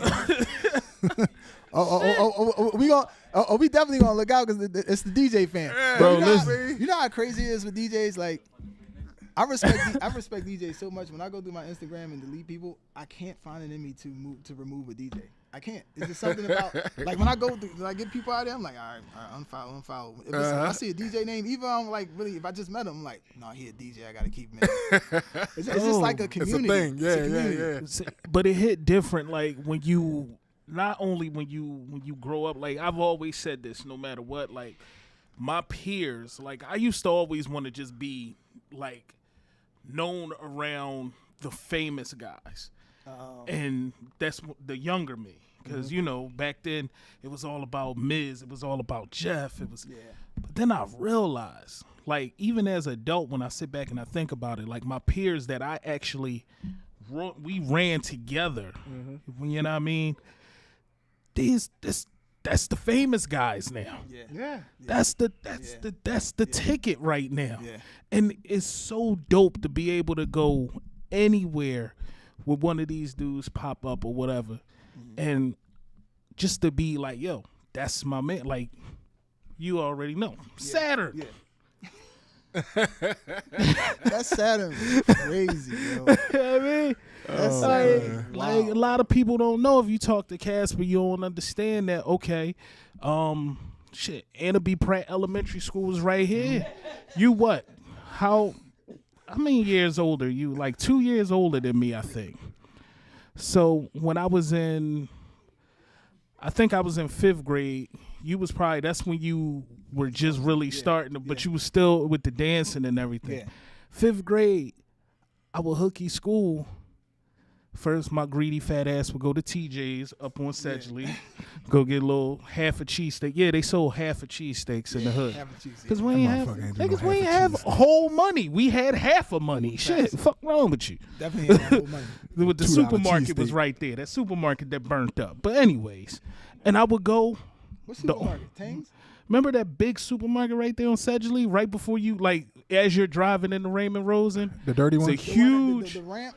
That was that huge supermarket, yeah. Like when you leave it out, it's the And it was ramp. like a big fire, that shit. Pratt on right here. And the Yeah. Yeah. Couldn't see y'all niggas with that smoke. It looked like Dolphin Street ended right there because it was so much smoke. Yeah, the dirty one. That's it. Yo, First- I used to bag groceries at that store. Yo. Like when I was a kid, I used to bag groceries. Then I worked at Tank. You know what? I think about it, because that store burnt down. And then the Tangs I worked at, the store I worked at when I stocked sodas and chips. That On store blew up. 22nd Street. Yeah, that store blew up too. We was in there stealing the sodas out the basement. This shit might blow up when I leave here. This shit might be. That's why the fire is coming. Yo. Thanks for coming out. No, Peace, God real bless. shit. Real shit. That was our little mini LA riot moment, but it wasn't a riot. It was just a store on 22nd Street, right by 22nd and Diamond. That shit burnt down in No, it blew me Mac. across the street. I should have sued him. This nigga got, and you still light skinned. God blew- damn. Fire literally took this No, motherfucker look. across the street. No, let me tell you. Look, let me tell you the real story. Look, let me tell you the story. It says shopping bag. I'm gonna tell you the story, and it got something to do. Yeah, I think that's the name of the first one, Shop Mag. I think Yeah, that big one over there, yeah. Back to the dirty moment. This is why the store blew up. So look, no, I'm dead serious. No, real talk. Look, I had my hand on. They used to pay me $42. I worked 2 days. It was my check was not check. My cash was $42. So I'm like, I'm doing this still DJing like the house party, right? So I got my hand on the door. The owners, we had a lot of roach complaints, which is why I said the dirties, right? Oh, shit. So the owner lit 100. You know the bombs. He lit 100 bombs in each aisle. My hand on the door like this, waiting for him to come out to give me my money for the day. My hand on the screen door like the door. I'm sitting there, all you hear is, like, what the fuck's on? I said, boom! Blew me across the street. My arm was this big. My brother and them had a joke. They used to call me One Strong for like 2 months. My arm was like this. Wow. Bro, so after they put out the fire, because it leveled the store pretty Yeah, much. it's a parking lot now. So they had like that store used to have they kept the inventory in the basement. So it used to be like the door on the sidewalk that they carried the sodas and shit down. So the whole hood was down there. Mind you, now everything. this place had just burnt down. It was literally had to be close to 3 feet of water down there in that basement. We probably all got poisoned. Yeah, we probably did, because niggas, I ain't gonna lie, I was scared. That's My why- man went down there, he got like 4 bottles of soda, some shit we could have No, bought what out a was the store. teas? What was the teas back then? It was some teas that Oh, was the wrong. Mystics. Mystics. The I Mystics, drunk joint so the many- glass bottles. Damn, we probably got poisoned. That's crazy. Them shits had sludge all on the tile. It smelled like a Crazy, burnt out right? house, and we was sitting there. drinking that shit. Cause Damn, it just seemed like the thing to do. we fucked up. Like, yo, that's crazy. Like, how the fuck? Nigga, I won't even walk past a burnt up house now. Across the shit, it's my credit back. How y'all grew up to change the world, but y'all almost ain't make it That's crazy. because a motherfucking mystic in the basement. Damn, that's probably the cause Damn, of Nitro mental said, let's get that Casper set rolling. damn, Fat Cat. That's probably why you got that little limp, that leg smaller than another one. That's probably why they created mental health, man. We was Probably. drinking that shit. Damn. Damn, Probably. yo, we was really That's probably why I can't see. Honestly, real shit. That's Yo, probably the why I T- can't see. the tea. Here you go. All right, excuse me, fellas, because on Tuesday I dealt with enough of that shit from you, Splash. I promise you.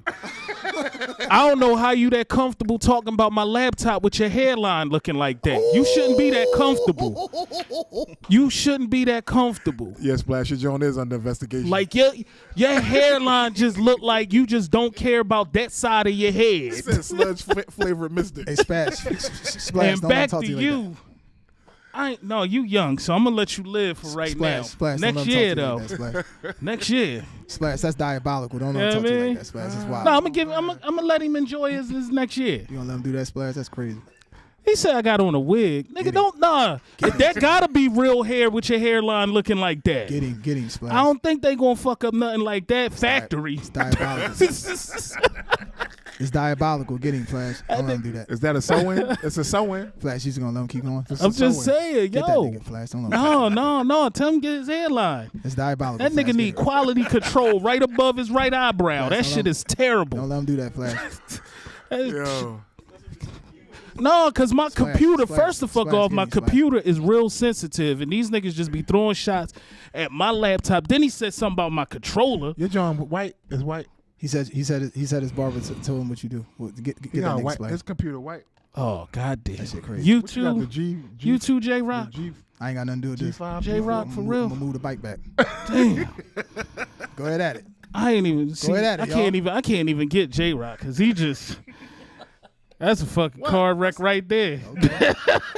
Oh shit. Jayrock tent coming off the side of his fucking windows up there. That shit. Well, I'm old. I can see right through. You pulled up to the club with the ceiling missing? Damn. Yo, get that nigga. How the fuck the interview? Don't let him talk to you like that. Hey, Jay. Splash. Hey, stop telling people my fucking secret. Yeah, that shit still light up. Hey, And that's the reason why they made it like that. Don't let a nigga talk to you like that, Jayrock. Jesus. Jayrock. Yo, first of all, my laptop This is game all day. vintage. That laptop is fucking vintage. Until you try to start this Rain performer next to me. Nigga, but guess what? That Rain That one dog is gonna be still like, wah, wah, that wah. that 2012, 2011, 2010 is still tear that ass up, and you know it. Pause. So you put You yeah, know it. That's double why. pause. Double That's why. pause. Oh, I'm just saying. So if you put that USB in there, it'd be like, wah, wah, Marty, what up, wah. Marty? No, actually, it just won't say That nothing. shit say, What up, G's? That shit will ignore it. It'll be like, Fat you Cat want on to listen to iTunes? Fat Cat, light your asses up. You ain't gonna fight back? He act like he don't hear me. You ain't gonna fight back? Yeah. He always be picking on me, man. That's crazy. But he said something about my. And you No, got but, him but saying you know, something. you know what? Not to change the subject. Well, but yeah, to change the subject. Y'all should have a sit down, a dancer sit down. Y'all can have a little. You serious again? Yeah. He said you serious I said, again. you serious? I was like, y'all go back and forth. I was instigating like a motherfucker. Yo. That's how my wife be. She be like, "How you just start talking about something else?" I was gonna get y'all to break the whole studio. Nah, but I Let's think get that'll this be dope though. Yeah, to have a Because- sit down, like The the real dances one? yeah. Oh, I'm I'm with talking it. about with the moving parts. With all the moving parts, that's Yeah, I still mean- that's Oh, still with it. it. I've been with it for a minute. Brown always talk about Brown though. Yep. She said DJ. So y'all come. Hey Brown, what's your daughter's EP name on Apple Music? Shout out to her. She has some joints. No, man. she got She got some joints on Her there. daughter got a she got a joint that I really like. It's like a Afro beat joint. Yeah. So I make played sure it 4 you times at the party. please put that up in the the comments on Instagram. DJs, tap in.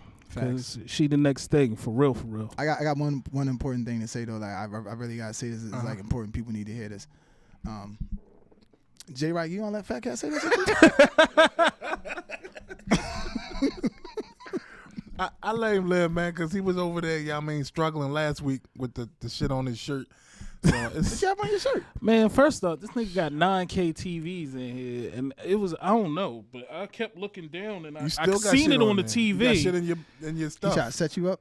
First off, He try to set you up. why you shit in my stuff? What type of Because freak I shit? want to say your Crazy, beard like a chick or some That's shit. diabolical. What you Boy, I say? had my glasses on last week, stretching my shit all out. I can't Bro. even fit these motherfuckers no more. Nigga, Big ass motherfucking skimmer. What? look at his head and look. Okay, now go back to him. Go back to him, engine. Hey, yo. Look at this. fake librarian, NTA looking ass, What? pervy ass, See you trying to sneak in. DJ Pervious. That's the shit I gotta go through, man. You gonna let him do that? I'm old, man. Ain't much I can do, man. The Magnificent. You came up in the Eddie Murphy era. Get Sick of him. this shit. He turn off all this shit. Just fuck it. You came up in the But Eddie that's Murphy my. era. I swear to God, let Get it. somebody else say it. I kill him. Boy got some motherfucking Jordan showing over there talking all this shit.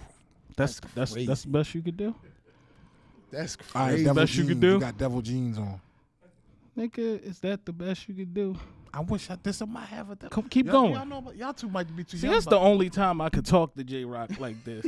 Cause if you take this shit back 30 years ago, he was a ruffian. He was a Fat- little hooligan. Fat Cat is the Like, champ up here. that's He back like, when y'all he niggas had up. hair. Nigga, how the whole back of your head is thin too. Not just the hair. Like your shit kind of go. That's crazy.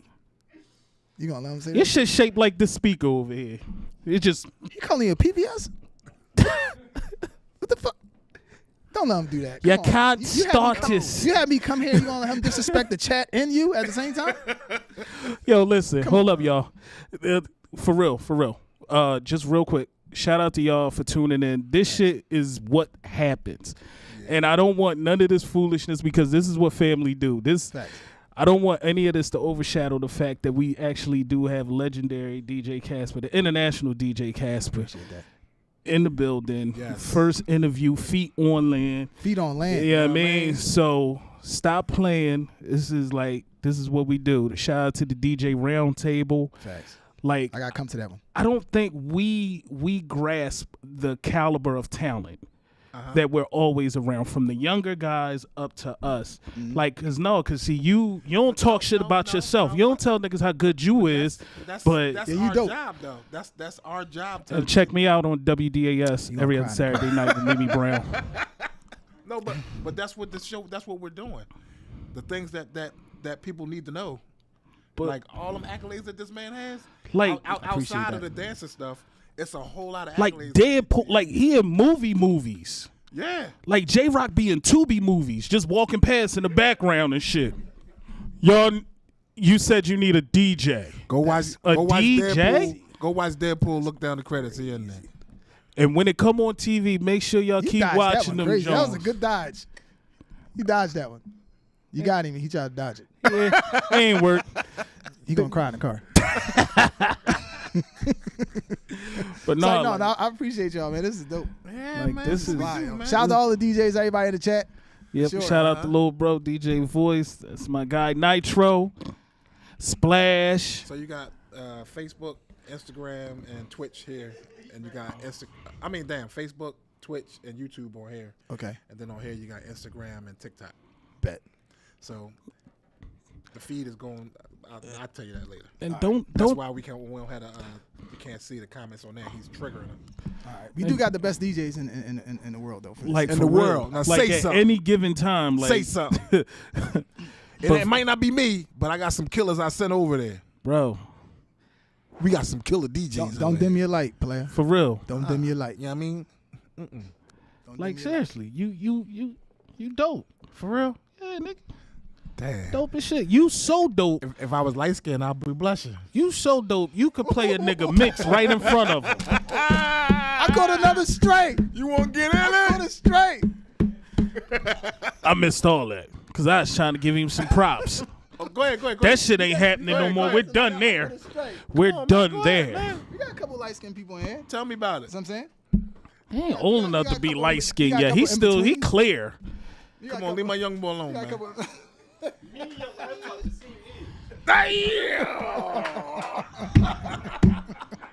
Yep. He got a point. I can't argue with logic. I can't argue with logic. I can't. He I just do just a can't. Tyson hook. If That's your crazy. computer has to be plugged into work, Listen. He was sitting on that one. He couldn't wait. He was sitting on that one. I can He's listen. like, I dare him to say something. He's like, I dare Fat Cat to say one more thing, please. Give me the lights. Okay, all right. You had your moment. Relax, because that was it. That's all you had. All right. That's leave my hilarious. young boy Okay. alone, man. Because get your young boy. You know what I mean? Because I tell him. What's up with this computer they talking about though? So basically, in It's low. We only on the hold low. up, no, listen. So I just wanna in hear about 2012, in 2012, Apple. Computer. This is when, That's when the first Retina came out. yeah, What, it you're is. the This is a first Retina. BC. You know, I thought you had a this is back when spinning hard it was a lot of famous people that's dead now. They were still alive when I bought that laptop. Preach. And the fact that, you know, it still works is amazing to me. Go in. It still works with certain things. Okay. See, my laptop is SL box. no, actually, it won't anymore. It's an antique. But it did. It did at one point. It did. I don't know how it's out. You know, it's a great piece of American history for me.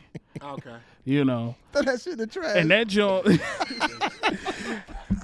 No, but like if you got to move speakers and stuff, you just hang it and put it in the door. First off, god damn, why y'all bad. gotta kill me on my laptop My though? bad. That laptop, first off, that laptop made me history. Do it cut off?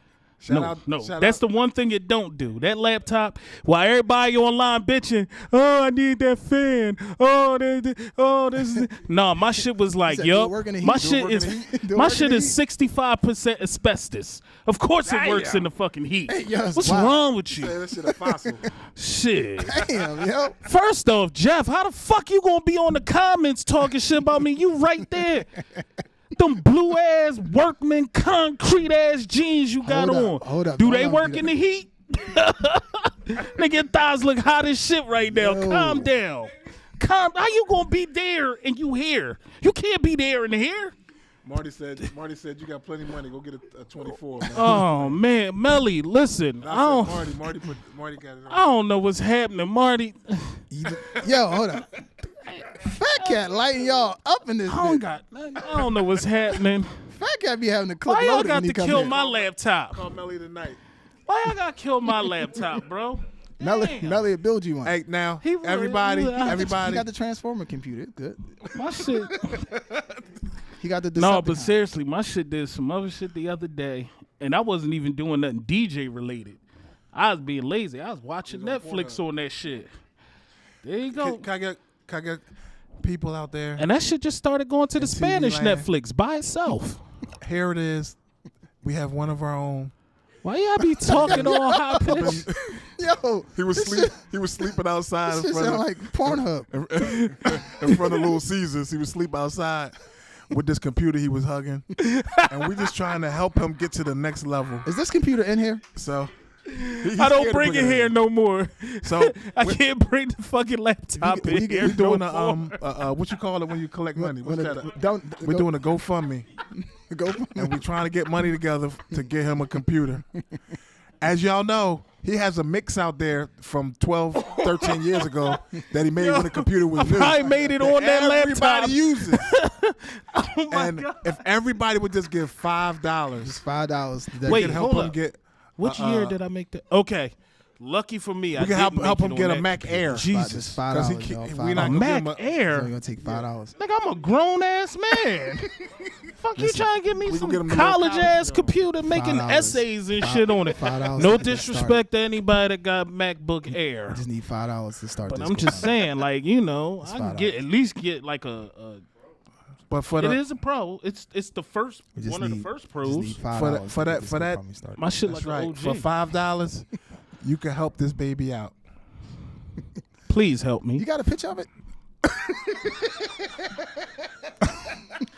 Crazy part is, leave it up to Jayrock. I probably got more pictures of that damn laptop than I do of myself online. boy. Help him, please. I get it now. Is that For branding, please No. help him. that computer? He got pictures from the. That computer was the reason that Butter wanted to split equipment. Damn. It was the computer. So, ladies and gentlemen, thanks everybody for tuning in. Casper fucked it up for everybody. Nigga, you gonna have to be Wesley Snipes black to get on this fucking interview show ever again in life. Ever again. And that's why Casper just the ghost of Richie Rich. Nigga, look it up. Already got. Listen, one of my best friends, Darkness over there. He darking up for everybody in here. B-boy sick. Oh, man. Man. No, No. we appreciate everybody for tuning in. This was a very important piece of Philadelphia music history that we wanted to get out there, and the people, you got a lot of younger DJs as well that don't know the history of certain things, but they hear the names. And they hear the names of the clubs and all that kind of stuff. So we're just trying to broaden the horizon and Facts. and teach them the things, and also the ones that don't know. Like a lot of things I don't know because they're a little younger than me. So You must don't know how much gray you got on your sideburns right now, I'm nigga. distinguished. You look like your That's what name my is wife told me. Ulysses. My wife say I'm distinguished. She gotta be nice to you. Y'all need to have. No, she don't. We ain't got no kids in the house no more. Wait, that's what I'm about to say. That's what I say. Y'all need to have a roaster podcast. Like, somebody, I'm trying to be fit, be for real, and try to end the show. Damn, get him, young boy. He got my back. I keep telling you. Bro. Telling you now. You gonna have to explain to his folks why he crying, because you know where we come from, niggas. just get a tattoo, Fat Cat. Just get a Next tattoo. week is, what? I think we chilling next week. No, I mean we here, but I don't think we got any guests next week. Yeah. So Matter of fact, you know what? The guest next week will be Fat Cat's laptop. Ooh. We will interview my laptop on this Yo, you know show. what? You should definitely do that. We gonna do that. and Like the laptop is gonna be right here. and We're guess gonna what? interview. Guess what we gonna try to do, boys and girls? We're gonna see. Stems. Oh shit. Oh, that shit gonna blow the fuck up.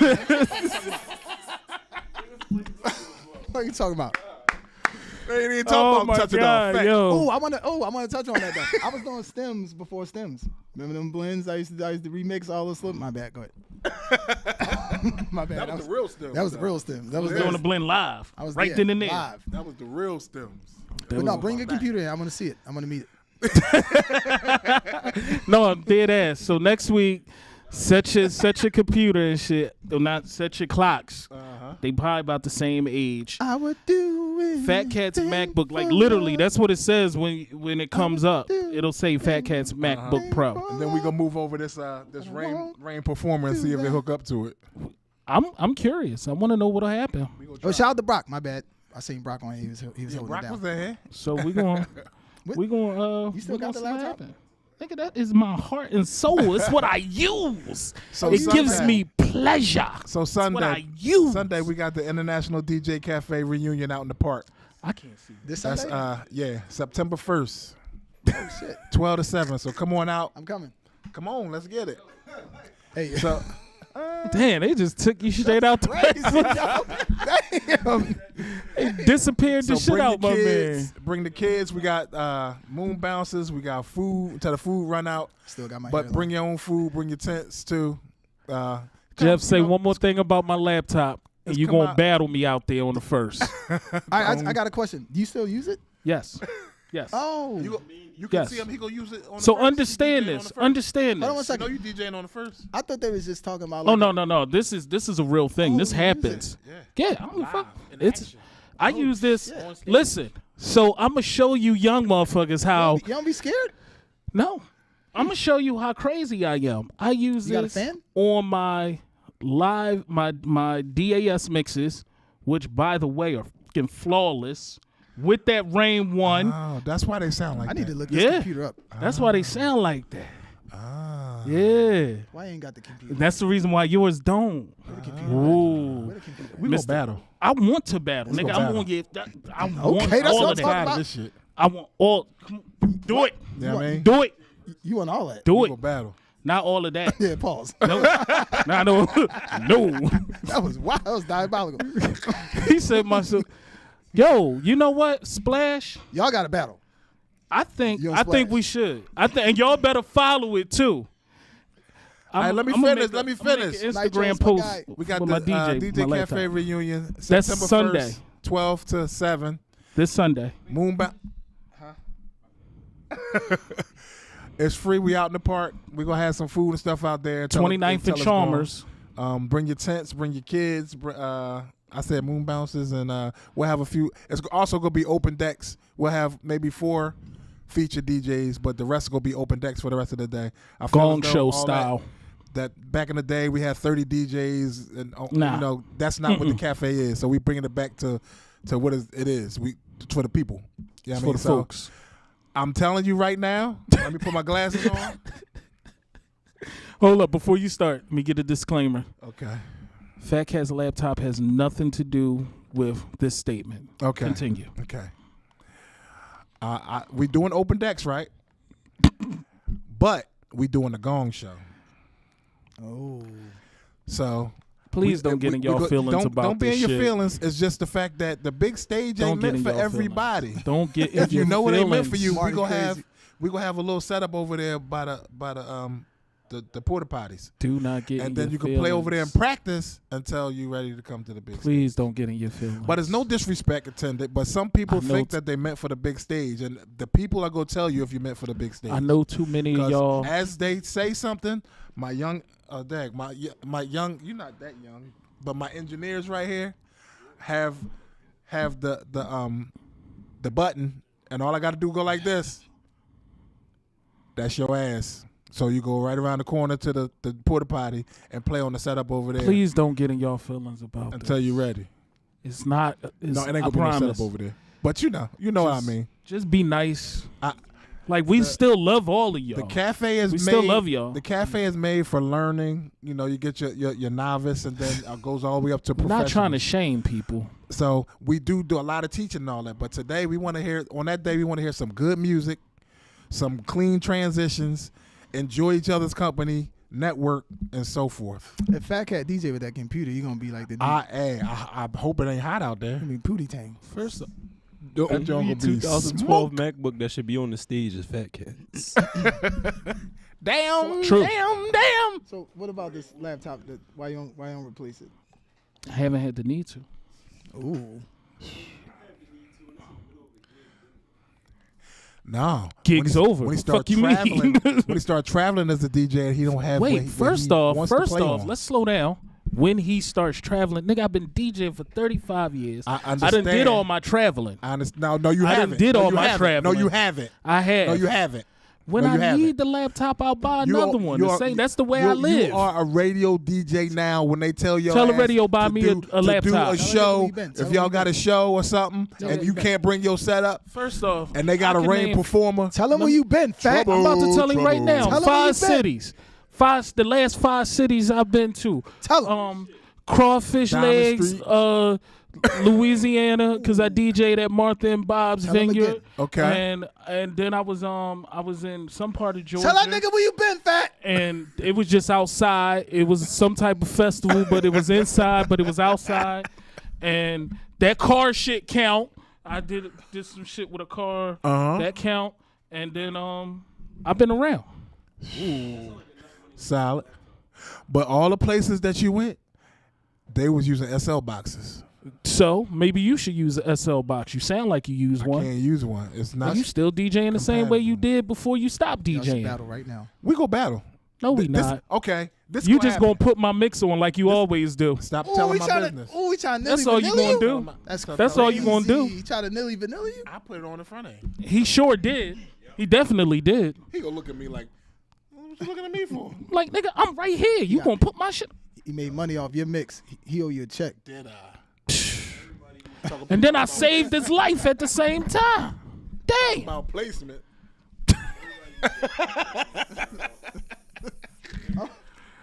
trying to call you an come on, opener? man. Bro, Dang. this mix, I don't understand no. it. They trying to on the low. They They trying to call you an opener. But Don't- for don't some ever of do them, that. it's an opener, it's a They tryna call you middler, opener. and it's a closer. Like, let's be for real, because some people act like they don't play that shit Fact. the whole way through, and then I'll be like, why? Get them niggas, Why Fat. is Don't you let 'em playing talk that to you like 2008? Tell 'em When to it put gets they- Splash. tell 'em to Splash. put they Splash. Put their own opening mixes on, Fat. Splash, you should go ahead and leave this chat now talking about the mix sound better than the actual DJ who made the mix. Brown says she want to be the judge. Let's get it. I'm I'm gonna bust his ass. I ain't playing no games, man. Oh my God, I mean- bro. Whatever. Like, you gonna lose in front of your folks. It's whatever, man. Yeah, I mean, The young boy gonna have to take over the company because he ain't got no more faith in you after Tell him that. nice. We got Baltimore in the building. What's cracking? G Stacks. Yeah, Stacks gonna be change in the that stage out subject, the park. nigga. You know what I mean? Know where I'm from. I'm gonna judge it. There you go. Let's get it. Know where I'm from. We can do it right now. Oh, your computer can't. No, play but on I'll this beat one. you on your laptop. Go get your laptop. I'll play them 11 songs you got in there. Come on. Let's go. Hey, watch it. Bankroll. Okay, fuck y'all talking about. Richard Allen. Bank Oh, my God. Yo, this shit was hilarious, though. Yeah, man. Hey, Breeze, though, seriously. Okay, I know it's only an 800, and I don't want to seem like I'm being unreasonable. So, like a 770. 750, 760. Okay, I could afford that. Well, I should have paid some of them bills if I could afford that. Damn it, you should have said $10 a point or something. No, I got it. Don't do it. Don't do that. I got it. No, Breeze, I got it. If you get a new computer, you'll do his credit. But if he do my credit, I'll get a new computer. Hey, they work hand in hand. All of those in favor for 12 Breeze to said, do man, my what's credit so I cracking? can get a new laptop. Put it in the comments. Got Kentucky in the building. Yo, you know what's crazy though? And I'm gonna leave it right where it is. Why would I buy all them different speakers and spend like laptops over and over on these speakers and never buy a laptop? That's why everybody asking. Buy a digital mixer and it costs like the price of a laptop or two. And Damn. shit, I had a problem. I'm out. Yeah, you did it. Hey, yup. Send us home, baby. Yeah. Sheesh. Thanks for everybody for tuning in. We being here Milk. talking. Are we changing the name next week? Or we ain't starting yet? No, we week after next. He want to change the name. Oh my God. Fat boy down there want to change the The name name. of the podcast? Yeah. When fat people call other people fat, Well, it's just- run. Tell them your spell the and name? get a yay or nay. What's the name? bro. It's called Bro. Yep. Come on, man. Nah, listen. All right, so dig this, because we had Poindexter over here came up with the brilliant name of the Fatcat and Jayrock podcast. Hey, that was just something to get us by. And whatever. So I got a whole concept. It's going to be called Grub and Grooves. So basically, it'll be the same format of what we're doing here. We will have different food sponsors here, so we can sit down over whatever their specialties are with our guests, have our normal interview, spotlight the food, tie everything back into music. They gonna cut the check? Hopefully. Yeah, they got Hopefully. But hopefully we won't come on the John next week and it's like 17 Grubber Grooves already on there, Mr. Tell him, give him your spiel live on the thing. We just naming something else. What we gonna name it after that? We could look at this brilliant name. We No, can't. just do it right It now. took us how many weeks to come up with that name? As soon as the show ends, just do it. Just I told him that. All right, next week, Grub and Grooves. We on it. We grubbing grooves next week. New logo coming. Yeah, I mean, Hold up, Nitro said we can't change the name. We lit. I Get 'em mean, on the the floor. name kind of says it all. The name kind of gives you exactly what you're getting. It's Fat Cat and Jayrock, and it's a podcast. and we get to eat for free. dang. Yeah. I am. Both names is dope. Hey, yo, take us home, baby.